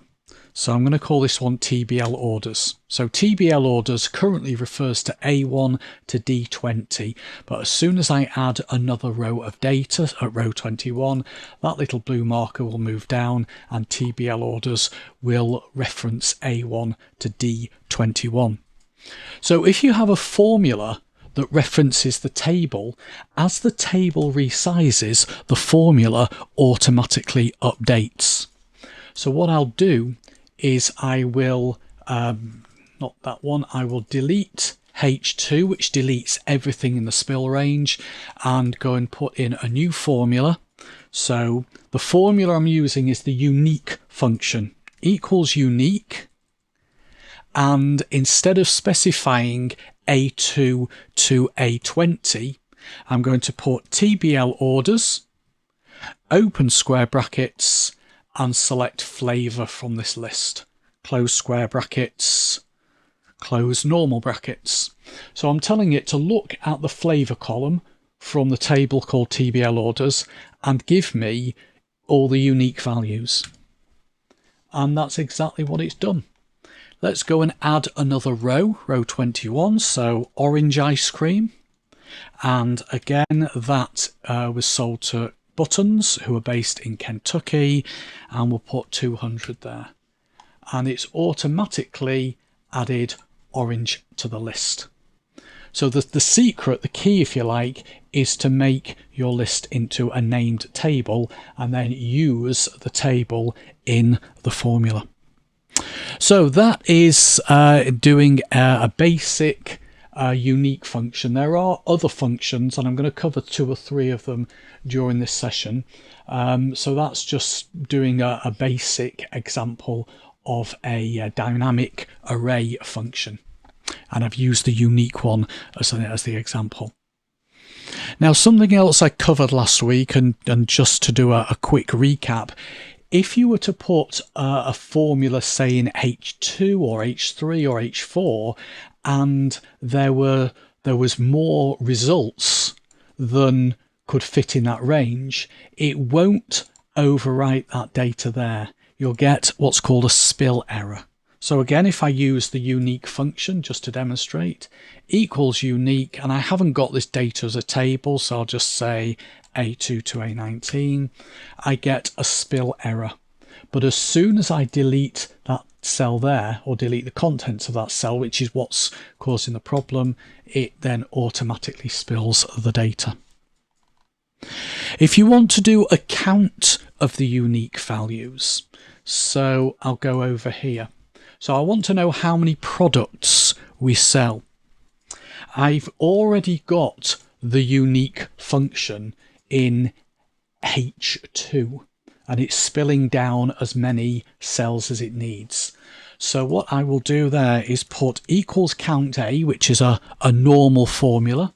Nothing special about that one. It's not a dynamic array formula. So equals count A, H2, but then put the hash sign. So if you put a hash sign after a cell reference, but it's got to be the first cell of the array, then it will automatically reference the entire array. And if I was to then change, for example, strawberry to pecan, it's now added pecan in here and updated that to 8. So what I've done there is I've counted how many items there are in that dynamic array just by specifying the first cell and a hash sign. But let's say you wanted to know how many items there were in your array without generating the actual array. In other words, how many products do we sell? But instead of doing it in 2 steps, where we generate the array and then count the array, let's imagine that we'd not generated that array. So what I can do there is put equals count A, open brackets, unique, open brackets, A2 to A19. And if I'd had that as a table, I could have referenced table name and column name. Close brackets twice. So it's 2 functions combined together, telling it to count the number of unique values in that range. And that gives us the 8. And then if I was to change, say, this strawberry to orange, that has updated that to 9. Nothing to do with these. These don't even have to be there. I could delete that, and that's still showing us 9. Okay, so that is the unique function. Another one that I showed you last week was the sort function, and that allows you to sort a single column of items into a particular order. But what I didn't show you last week, I don't think anyway, was the ability if you wanted to sort a multi-column block like this. So what I want to do here is I want to sort A2 to D19, which is this range here. So it's a multi-column block. I want to sort that by column D. And I want to put the results over here. I don't just want to specify one column of flavor names in alphabetical order or one column of customer names in alphabetical order. If I did want to do that, I can just use the sort function on its own. So equals sort, open brackets, select that range there, and it just gives me a sorted list of those items there. So that's a simple one. By the way, if I wanted those sorted in descending order, there is another parameter. I don't want to specify a sort index, so I just put in a comma without specifying anything, but I do want to specify it in descending order, so I need a -1 as the third parameter. And now I get the list sorted in descending order. But no, if I wanted to sort a multi-column block and have basically a copy of that over here, there's another way of doing it. It's still the sort function. So equals sort, specify the entire array, comma, and now I do choose the sort index. The sort index is the column that I want to sort by, which in this case is column 4. Because I'm sorting the block by revenue. I'm going to sort it into descending order. If it was ascending order, then I wouldn't need the third parameter because the default is ascending. So I'm giving it 3 parameters there, telling it to sort that range based on the 4th column, which is revenue, and sort it in descending order. And the whole of that is the spill range. Okay, you can see that with the border. Let's have a look at filter. This is another function. This is one that we didn't cover last week. So filter. This is another one of the dynamic array functions. So the first thing I'm going to do, and it's just good practice to convert your data into a table. I always do this. I know I've not done it on all the demos, but in the real world, and I know Kim has commented in the past whenever I talk about tables that it's something you've done. But I always convert my data into a table. So click into a cell, insert table, make sure I've got the correct range, make sure my table has headers is ticked, click OK. So it's now converted this block of cells into a named table. It's given it a name, table 2. I'm going to rename it. I'm going to call it, I can't call it TBL orders because I've already got a TBL orders table in this file. So I'll call it TBL orders 1. I can either, as I said before, I can either leave these drop down arrows as they are. If I don't want them there, take the tick out of the filter button box on table design. I can leave the formatting as it is, or I can clear the formatting or pick a different color scheme, whatever suits you. So I now have a table. I'm just reading Kim's comment. I've trained me well as all her spreadsheets are now in tables. Excellent. Excellent, Kim. Right. What I want to do is I want to be able to type a flavor into H1, for example, chocolate. And then I want to get a list of all the orders that relate to chocolate. Now, there's a couple of ways to do this. Back on the data menu, under advanced in the sort and filter section, you can actually do this. This has been around for years and years and years, the ability to create an advanced filter. But it involves setting quite a few things up. It involves defining the main block as what's called the data range or the input range. It then involves setting up another set of headings and defining that as the criteria range, and then defining another set of headings. So basically copying these headings somewhere else and defining that as the output range. It's all a bit messy and long-winded. It still works, but it's been around for years and years. But this is just a newer way and a much faster, slicker way of doing it. So in G4, and literally all I've done is taken those headings and copied and pasted them there. So in G4, I will put equals filter, open brackets, and then I want the name of the table. I could have said A2 to D19, but because I've defined A2 to D19 as a table, I'll use the table name. So that is the range I want it to look at. The second parameter is which items I want to include. And I want to include the items where the flavor column from the orders one table is equal to what's in H1. So once you've done that, press enter and it generates the results for you. And if I go and change that to banana or super lamb banana, it updates. And if I go and change that to mint, it updates again. So it automatically, because this is a dynamic array, it automatically increases and shrinks depending on how many items there are. So let's change that to strawberry. And it's only showing us 3. It seems to be showing us 3 of each. Peach, I think there's only 2. Yeah, I'm trying to show you that it will increase or decrease the number of items depending on how many there are. So you don't have to define a fixed range and say this is where you're going to dump the data.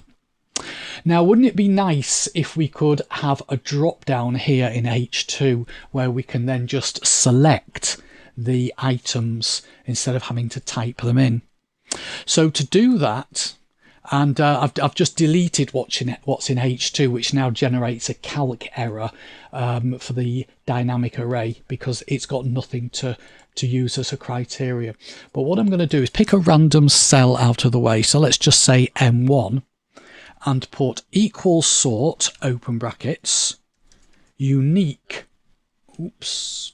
pick the right function, unique, open brackets, TBL orders 1, square brackets, and flavor. So what that is doing is that is going to generate a list of all the unique items from the flavor column sorted A to Z. And I missed out a closing bracket, so that's what the message was for. So I've just picked a random cell, and once I've done that, I will then go over to H2 and I'm going to create a drop-down list. Now, to create a drop-down list, and we've created drop-down lists many times before, you go to data and click on data validation and set the allow to be a list. But instead of specifying that range there, M1 to M7, because obviously if there were more flavors added in column A, then it would dynamically update column M. Then what I can put in there is equals M2 and then the hash sign. Remember, the hash sign, when you put it after a cell reference, and that cell reference is the first cell of a dynamic array, will pick up all the values in that dynamic array.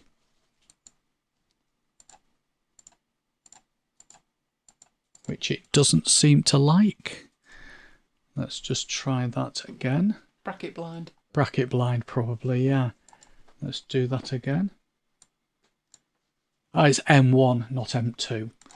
Okay, M2 has the word chocolate in it, so it's part of the dynamic array, but it's not the first cell in the dynamic array.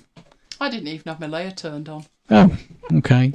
So there we go. So that is now working. So when I pick a value from that list, it automatically updates the results here. And if I go and added another item in here, let's say orange chocolate, it updates this list and it updates the list here. There we go. Okay. Now let's delete all of that there, and let's also delete the word flavour from there and just clear the formatting. Let's say I just wanted the customer, the state and the revenue, but for whichever flavour is selected here. So I don't want to see the actual flavour listed. So I'll go to this cell here, H4, and in H4 I'll put equals filter, open brackets, specify the name of the table, open square brackets, and choose customer. Now the reason I'm choosing customer is because that's the first item that I want to be carried across and put in the customer column here. Then a colon, and then TBL orders 1, open square brackets, revenue. So that basically is like a range. It's like when you put A1 colon B10. You're just specifying a range. So what I've done there is I've said filter that range, and then I have to define the include bit. I'm just wondering if I've missed something out here. Equals filter TBL orders customer colon TBL orders 1 revenue. I think I put an extra bracket in there, yeah, okay. Then the filter is TBL orders 1 flavour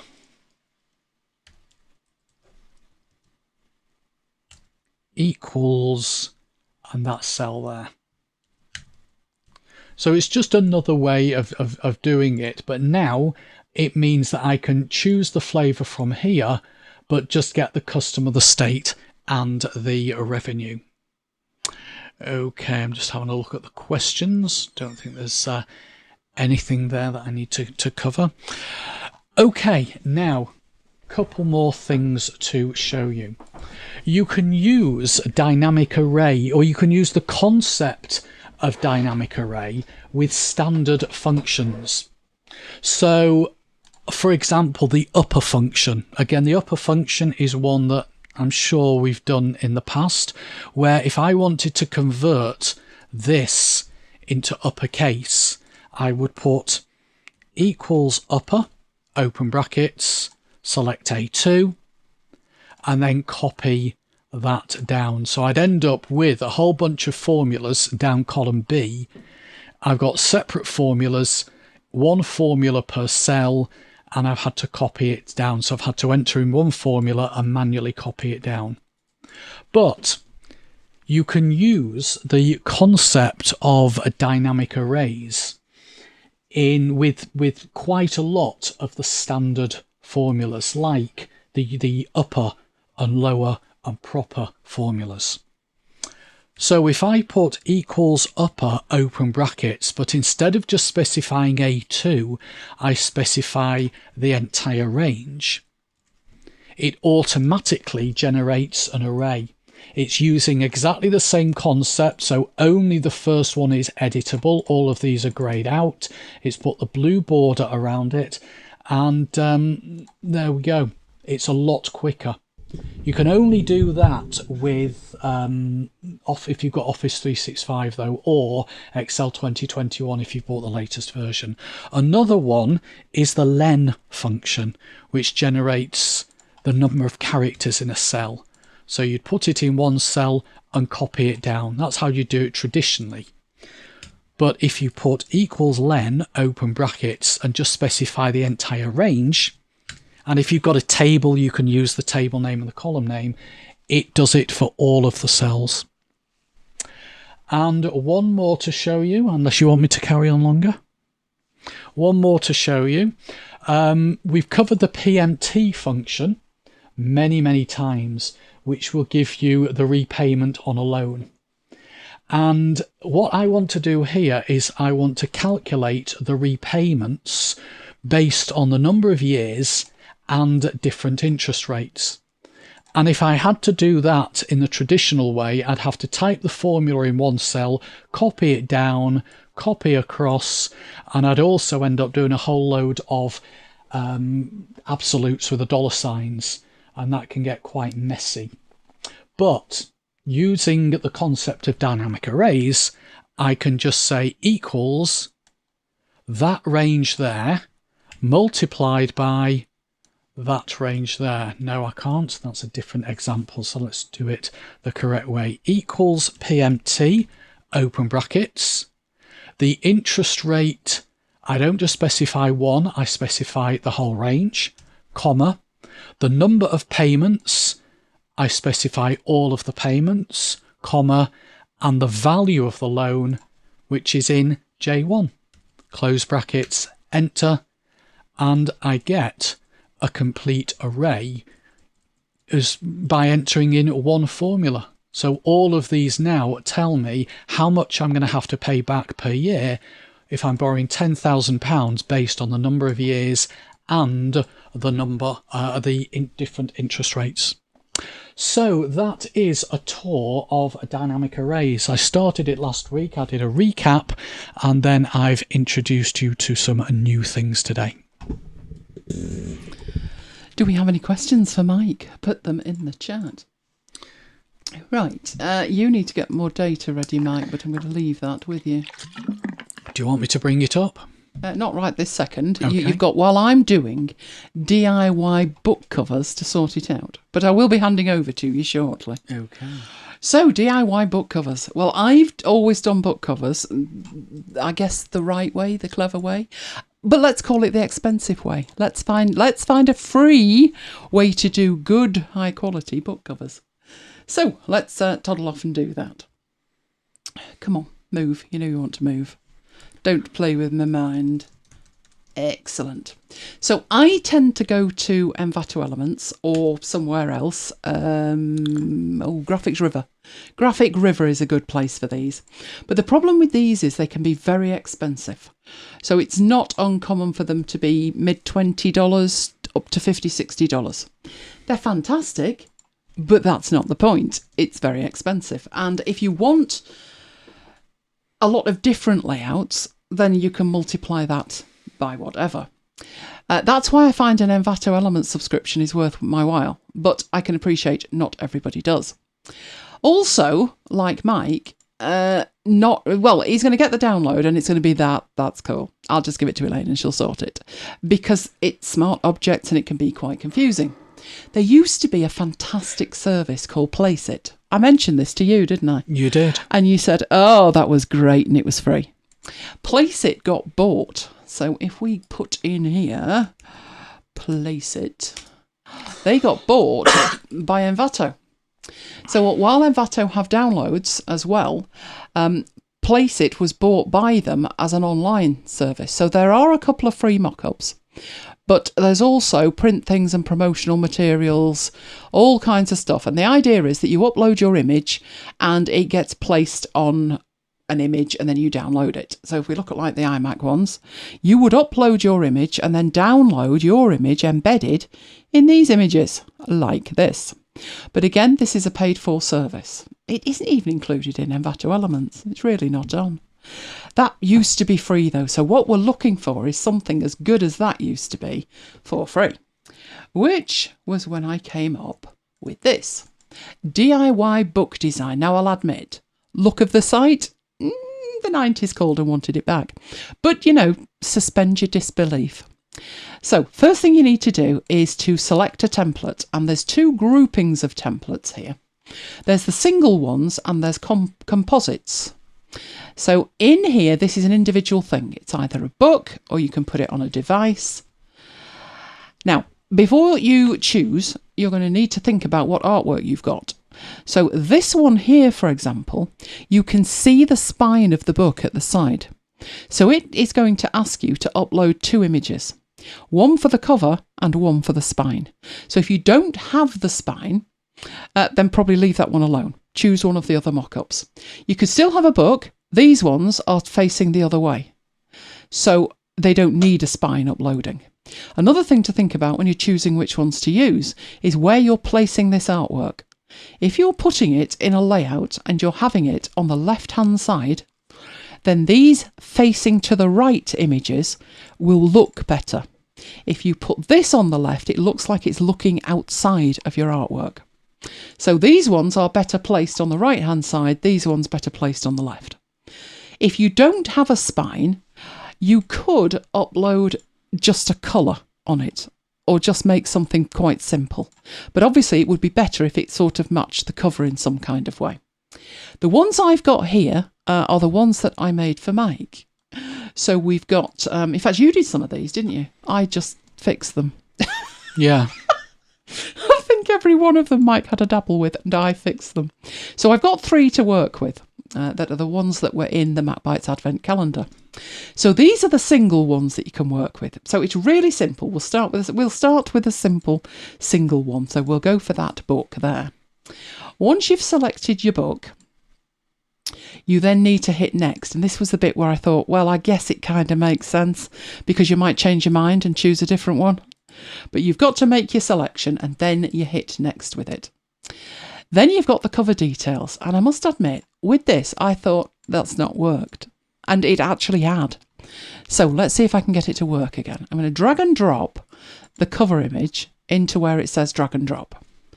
Now, I don't know what you think, but I'm thinking, nothing happening there then. I also tried the browse option, still nothing happening there. But then I realised, well, what if I hit the upload button? And all of a sudden, it seemed to work. Now, fingers crossed it's going to work this time, because that's not looking hopeful, is it? Let's give it another go. Go on, you know you want to. No, I'm going to have to try the browse option. So I didn't say this was fantastic. The result's pretty good, but let's go into here. Oh, no, now I've lost the whole thing. That sometimes happens with Vivaldi. I have no idea why. So all I'm trying to do is move into here. Let's do it via the data in here and try and do it that way. Right, that was the one we were going for. So let's try that and then try to upload it. Fingers crossed. There you go. It's fine now. So it's a bit finicky, although it says drag and drop. Sometimes it works, sometimes it doesn't. And the browse thing can sometimes work and sometimes not. But there you go. There's the image, and that looks pretty good. It's scaled reasonably. Now, that one was scaled to be A4 in size. They don't give you any help here in terms of what size stuff should be. It'd be nice if they did, but they don't. The size of that one, let's look at that, is standard 72 pixels DPI, and it's 600 by 848. So that is A4 size. And that's working fine. So once we've got that in there, then it's hit next again. And it has a rare old think about it. At this point, you can choose whether you have a PNG or a JPEG. Given the detail on that image, I would suggest a JPEG. But if you want to put it on a website and you need it transparent, then PNG is your friend.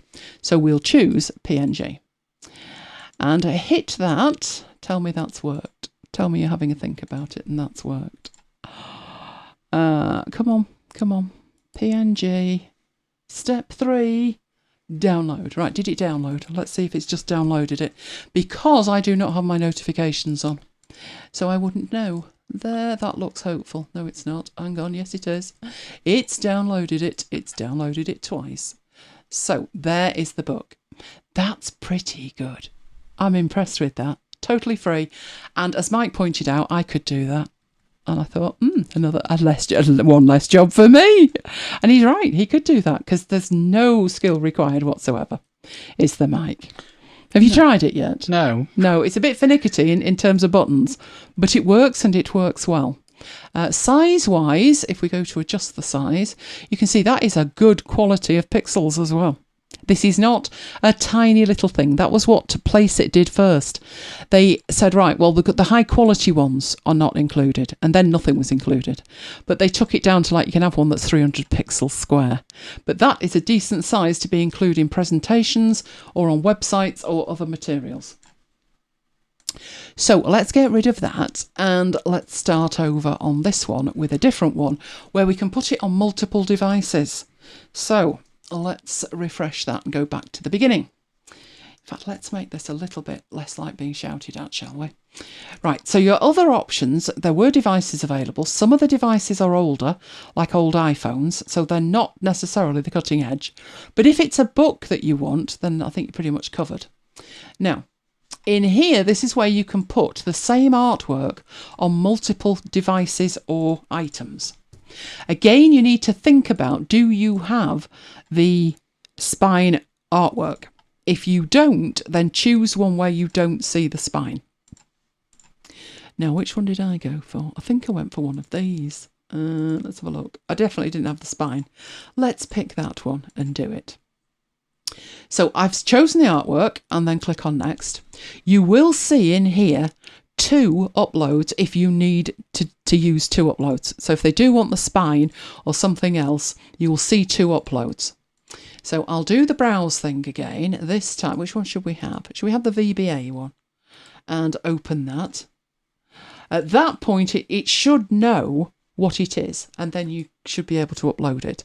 I just find it a little bit clunky that it doesn't put the file name in there until you've selected it, then uploaded it. But it's done it. That one is also A4 size. And move on to the next bit. Again, I'm going to choose which one I want. So I'll do the PNG. I'll go find my downloads. And with a bit of luck, there you go, it's starting to download. And we will open that one. And there you go. I think they're pretty decent. I mean, some of the devices aren't exactly cutting edge, but the books are fantastic. So let's go in there and see the size of that one, which is even bigger than the other one, which I would expect because there's 2 devices. There we go. Right, so Mike's got the link. Have you put the link in for this? Not yet. No, but he will do. And just give it a go and let me know what you think. I think that's pretty worthwhile, I would say. Would I use it? If I was in a rush, yes, I would. If I was at a client site, but, that's not going to happen, is it? COVID and that. But if I were, then these online services are so handy that you don't need to crank out your laptop and then give me the artwork, all the rest of it. You can literally just do that in minutes while you're there on somebody else's site or somebody else's machine. So, Peter likes that and Kim likes that. So, Kim, I would foresee if you take the cover off one of your newsletters and turn it into a little book, like at the end where you have past issues, that would look cool. That would look very cool. Right, so that one was simple, wasn't it? But we have been a bit busy. So, are you ready with your magic beans? I will be 1 minute. He's 1 minute with his magic beans. 1 minute with So I will head into here because we did mention earlier on that there was a bit of a surprise. Yeah, we were surprised as well. It was a top secret thing that we've been up to. Mischief, you could say. Mischief. But for it to make any sense whatsoever, we'll need to have some MacBites maths with Mike. Oh, I should have put Magic Mike, shouldn't I? Yes. Or MacBites Magic Maths with Magic Mike. That'll do. So where are you, Mike? Are you all about ready? I am. He's ready. Yes. So Mike's going to share some stats with us because we had a plan, didn't we? We did indeed. We did. And then one of us got sick. That was me. So Mike's going to explain all about the numbers in his magic MacBites maths. Right, so you're seeing my screen. They are. Okay, what I've done here is I've got a nice little table of data. And this table of data is showing how many MacBites episodes we have released each year, starting in 2007. And because most people prefer to see data as a chart, not as a table of data, I've built a nice little snazzy chart there as well. So you can see that in 2007 we released 7 shows. And 2009, we released 9 shows. Can we just say that in 2007, we did those 7 shows in about 7 weeks? We did, because we didn't start till October. No, we didn't. But if you look at 2009, both in the table and in the chart, you can see that we've released 23 MacBites in 2009.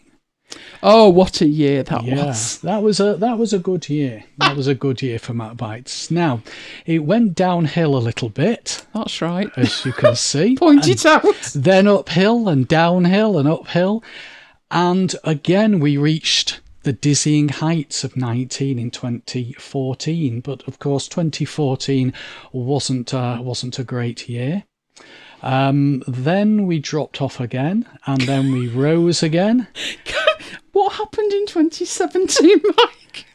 Tell me there's a 0 missing. There could be a 0. Shall I go and cheat? No, that was probably right, to be honest. And this year, we have reached the dizzying heights of 19. Oh, we were so close, weren't we? There have been 19 MacBites released in 2021. You can see that there, and you can see that in the chart. It was lean, wasn't it? Look at those numbers between 2015 and 2019. Yeah. Didn't even reach double figures. Where are but we? The 2021. There it is, 2021. The thing is, we did have a plan, didn't we? We did. We did. We thought, we'll plot it all out. It'll be fine, we thought. We only needed, so we got back on in saddle, didn't we, in the summer? Yeah. And it'll be fine, we thought. We calculated it, we plotted, we planned. We just needed 24 shows. That was all we needed. As you can see, it didn't pan out well, did it, Mike? No. We were missing by 4. It wasn't good. There was only one thing we could do to fix this, wasn't there? Yeah. Do you think it's actually possible, Mike? The one thing we would need to do is it would need to be, today being New Year's Eve, it would need to be 5-show Friday. Yeah. And the chances of that? Not good. No, let's be honest, not good. We would have needed to be in saddle in the studio, as it were. Where's my mouse pointer gone again? Basically all day. Or all week. Yeah. But there was the slight matter of after hours as well. So it wouldn't be 5-show Friday, would it? No, it would have to be even more than that. But guess what we managed? We have MacBites 155. With 2020 hindsight, the review of the year of 2020. Don't worry that it's 2020, not 2021. There are reasons for this. Q1. But we also managed MacBites 156, Q2. MacBites 157, Q3. And MacBites 158, Q4. And we were still one short. Oh, we equalled our record. These shows are going to be released within the next 55 minutes, aren't they, Mike? Yes. Because if they're not, we'll have totally missed. But we're ready to go. We are ready to go with them. It's going to be amazing. But we only equalled it. Oh, it wasn't good enough. What we really needed was 5-show Friday plus 1. Well, if you've managed 5 shows in one day, surely you can squeeze an extra one in. We only did it. We've been threatening you with MacBites episode 0 for ages. MacBites episode 0, what people do with the podcast is episode 0 is one of 2 things. It's either put out early, announcing a new podcast, which totally skipped us by in 2007, or you put it out later with an intro so people aren't put off by the fact that episode 1's utterly appalling. So you tell them to skip episode 1. So we finally done the deed, and episode 0 is available as well. So we beat it by 1. Can I just pat myself on the back? Yes. Nearly killed myself. You put my slide back up now. Can I put your slide back up? Put my slide back up. Right, okay. I'm going to pass over to Mike for slides, Phil. Where are you? So There you are. Kim says, OMG, don't tell me you did 4 shows today. We did. Nearly killed myself. And I'm not even kidding there. I'm in that much pain. And just taking a handful of painkillers. the bad news for Tracy Oh, sorry, Tracy. is she thinks she's done the MacBites Marathon. Oh, isn't that like Bullseye? Look This at is what you could have coulda won. Sorry, Tracy. It's also like 2012, was it? When United thought they won the league? Oh, yeah. Do you think it's all over? Yeah. It is now. Yeah. So, Tracy, only another 5 to go. But there you go. They can see your slide. Yay! We finally beat 2009. Thank God. You know, I did have every year we said we'll beat 2009. And 2009 has been a bane round our neck since then. But no, 2021, we've done it. We need to disappear now. We need to disappear now so we can publish all these shows. Because if I honestly, it's been tough. It's been tough. I'm enjoying this much more in hindsight than I was when I was editing it. It was tough. Seriously. I will show you next week all of the files that were involved and the shuffling and the rest of it. And I find it difficult enough to get one show out. So to do 5 in one day, you know what'll happen now, don't they? No. Yeah, they'll be thinking if you can do 5 in one day, you can do at least 1 a day. Kim says we need a rest now. Oh, absolutely. We're going to be lying down. Oh, Swirly Squirrel. What a fabulous name. Happy holidays and Merry New Year. Oh, you sound like you're possibly on the grog already, but a very happy Christmas and New Year to you. I wonder if Swirly Squirrel is... Do we know who Swirly Squirrel is? No, I'm just wondering if you're pontificating now. If it's Simon under a different name. It could be anybody. Because that's the kind of thing Simon would say. Yes. Well, you're quite right. I do need to lie down now. I definitely do. But you will have plenty of entertainment in MacBites land. There you go. So, don't forget to listen to episode 0 when it's up there. It'll be at the bottom of the feed. We want people to find that when they're looking for episode 1. So it'll be right down the bottom of the feed, dated sometime in 2007, but it is actually brand new. And it's the introduction. So if you're not quite sure about everything MacBites, that will have everything in it that will explain all of the MacBites stuff. So... that was exciting for us. I hope it's exciting for you, although possibly not Tracy. Sorry about that. You were so close. In fact, she did actually reach the cross the line. She did. We just moved it. Yeah. Sorry about that. Moving the goalposts. We did. Anyway, coming up, we've got our first show of 2022, which is episode 162. And I apologise to Simon because he's still in a Zimbop. It's not Simon. I'm just loving the name. Yeah, anything it's great. squirrely. Yep, that works for me. So we will be back with you same time, same place next week. As soon as you said squirrel, Lola's just jumped up. She likes a squirrel. Well, she thinks she does. She doesn't. She just thinks she does. Yes, it'll be our first show of 2022. What we're covering, no idea. But I might be motivated to write a mail. Now Tracy knows why there wasn't a mail. I was already like a one-man band without writing mails, but I shall be back in saddle next week. Available on demand, we have everything else. So youtube.com/Elaine Giles, where there is the MacBites After Hours playlist at macbites.co.uk/After Hours playlist. Now, will there be a MacBites on Tuesday, do you think? Please let me lie down. We're 5 ahead of ourselves. No, because they're 2021. Now it'll be the rush to get one out for 2022. Possibly not Tuesday, but when it's there, it'll be macbites.fm where you'll find it. Oh, please give us some love, because we're exhausted. We threatened to do the review of the year 2020, but like last year, it was like, no, who wants to relive that? But we found the absolute highlights and had a real giggle about them. So do enjoy. Give us a like. Really makes a difference with YouTube. In the meanwhile, my list is at elainegiles.com/VIP, where you will find out about all things that I have got coming up. Then there's macbites.co.uk/macbites-mail. I know Advent's over, but can you imagine young Johnny's face when the email turns up to announce that there's 6 new shows?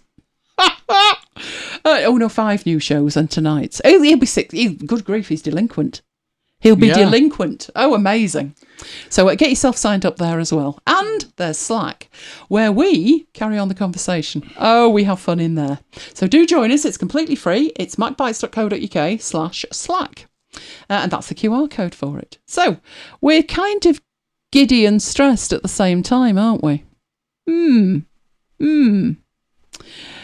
Oh, people have missed the show. Oh, no. Oh, no. Well, I'm glad you're with us right at the end, and you can always watch on demand and replay. Right, let me push some buttons here so I can put that there, and then PowerPoint isn't going to hold me to ransom, which it usually does.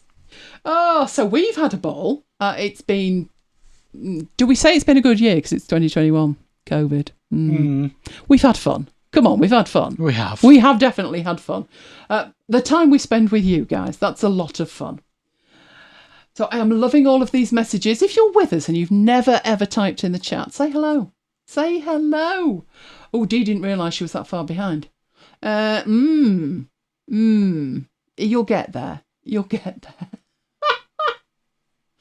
Oh, I'm loving these. Yes, Johnny would like this, wouldn't he? Just imagine his excitement, though, because he won't know. He promises me he's going to catch up. So when he does, we'll keep it quiet. We'll keep it quiet and let him catch up, and he'll probably fall over. We should probably put first responders on standby just in case, shouldn't we, Mike? Yeah. Just in case it's all too much for him. But they will be in your feed in the next 30 minutes-ish. We've got to get this done before midnight. We'd have been all right, wouldn't we, if we didn't need to sleep and eat and breathe. Yeah, it would have been all right. So heaven knows when the next MacBites will be, but there you go. So wherever you are, I do hope you're going to have a fabulous, fabulous time. Are we going to stay up? Well, we're publishing this, so I'm hopeful we will actually be awake, and we'll probably first foot. The first footing is the Scottish tradition, but Mum always had that, and she had us moth-eaten with it, didn't she? She did. About what you took out and what you were supposed to bring in. No, I've just had to Google it. Yeah, you Google it every year. So we will do that, but you've got to go out the front door before midnight. If you don't, you've got to go out the back door. Oh, do you remember the one year Dad did it wrong? She went mad. Not going to forget that. And the thing was, Maya was hopping from foot to foot because he wanted to go to the park. He's like, no, he can't go out yet because Dad's got to do it first. Ridiculous. So we probably will. And I'm like, right, so do I go out the front door or the back door, and which one do I come back in? I know, it's awful, isn't it? Oh dear. No, we're not quite as anal's the word, isn't it? Yeah. We're not quite that bad. We're not. So yes, our bed will call then, I can assure you, and I do not intend to get out of it until about Wednesday. So that's where we'll be. Oh, thank you, Paul. You're very, very welcome. I hope I'm not missing anybody here. Hello, Alex Notes. Thank you very much, and a Happy New Year to you. I'm getting my Yule log for Easter. I'm getting it early. There you go. Hello, Sarah. Yay. Oh, Kim, it's the doors. The door thing is first footing. And it's who comes in first and what they bring with them. So they bring things. Is it bread? Bread and money. Bread and money and coal. Coal, that's right. And whiskey. For heat, warmth and whatever. And then the person on the inside gives something to the person that comes in. It's all very confusing, but Mum swore by it. And it's got to be a dark-haired person bringing it in or something, hasn't it? Well, does the grey rules, count? The rules are idiotic, but, you know, Mum did it, so we do it. But this year, I'm not going out until the absolute death. Because last year, and to be honest, every other year, I go outside and I'm like, 2 minutes out there. And the neighbours who are absolutely paralytic drunk want to come and hug me and stuff. There was one year we had Kevin on the phone, didn't we? And he was saying, is she drunk? Oh, yeah, she was very merry. But the thing was, now they're not really bothered about COVID, and I am. So, I'm going outside at 5 seconds to midnight and then coming straight back in. They are not going to have time to head off up the path and try and grab me. That's not happening this year. I swear it's not. Is there a tradition? Is there a name for it? It is. It's called first footing. Didn't Tracy put something in Slack about it? She did. It's a Scottish tradition called first footing. And it's to bring in warmth and wealth and all the things you need. So you've got enough food and enough to drink, etc. It harks back years. But this one is particularly tricky because we have to then go and find some money, which, for us, I'm sure whatever money I had in my wallet when we went into lockdown is probably covered in moths by now. It might not even be legal tender anymore. They were talking about changing the £20 notes. That's the going to pound be from last year is still down there. We can't use the same one. It's got to be a different one.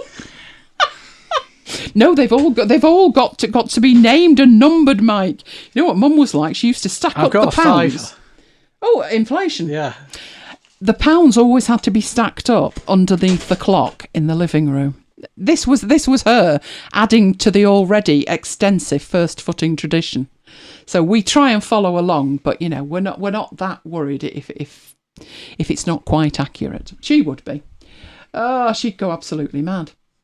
Dee's going to Google it. Enjoy yourself with that, Dee. You'll be there till next week. Well, we hope that you have enjoyed After Hours throughout the year, and MacBites as well. And by some miracle, as long as we push the buttons in the next half hour, we've done it. We've beaten MacBites 2009, a record that has stood for far longer than we ever intended. I'm going to look back at 2017. What on earth were we doing? I don't know. 2 shows. We can't rush these things. That's what we keep saying, isn't it? Wasn't even the Prezi year, was it? No. Oh, it was the year I had my teeth finished, so it could have been that. Oh, do you remember when I said I don't know if I'd be able to speak? I'm going to put it down to that. Get away with it. Oh, Kim doesn't have whiskey. I'm not sure if we've got whiskey. We have. Have we? Yes. Oh, right, that's that sorted then. I was bought a miniature for Christmas. Excellent. We can use that. Thank you very much, Mrs. Yarnold. Good to have you with us. Right, we're going to head off and push buttons then, and we're going to take the opportunity to wish you a very, very, very happy new year. Fingers crossed 2022 is the year that everybody gets their acts together, this would be the politicians, and sorts out the mess that is COVID, and we can all get back, I won't say to some kind of normality, let's go for better than it used to be. Let's go for that and have a fantastic time. So some of you are already in next year and others of you have a few hours left yet. Oh, that's what we should have done. We should have declared that we're in Kim's time zone. Oh, yeah. And then we would have had another 8 hours. Yeah. Well, I was slow with that, wasn't I? Instead of killing myself, I could have done that. Okay, fair enough. But I suppose we've got to go with GMT. So we've got 41 minutes to sort it out. But we will be back with you next week as well. Oh, right. That sounds very interesting, Dee. I'm not going to try and pronounce it, but you're very, very welcome. Okay then, so for the last time this year, we're heading off. I will have something to eat and I will get some sleep at some point as well. But for the moment and for 2021, I'm going to say good night from me. And good night from me. And we will both see you next time. Stay safe, guys.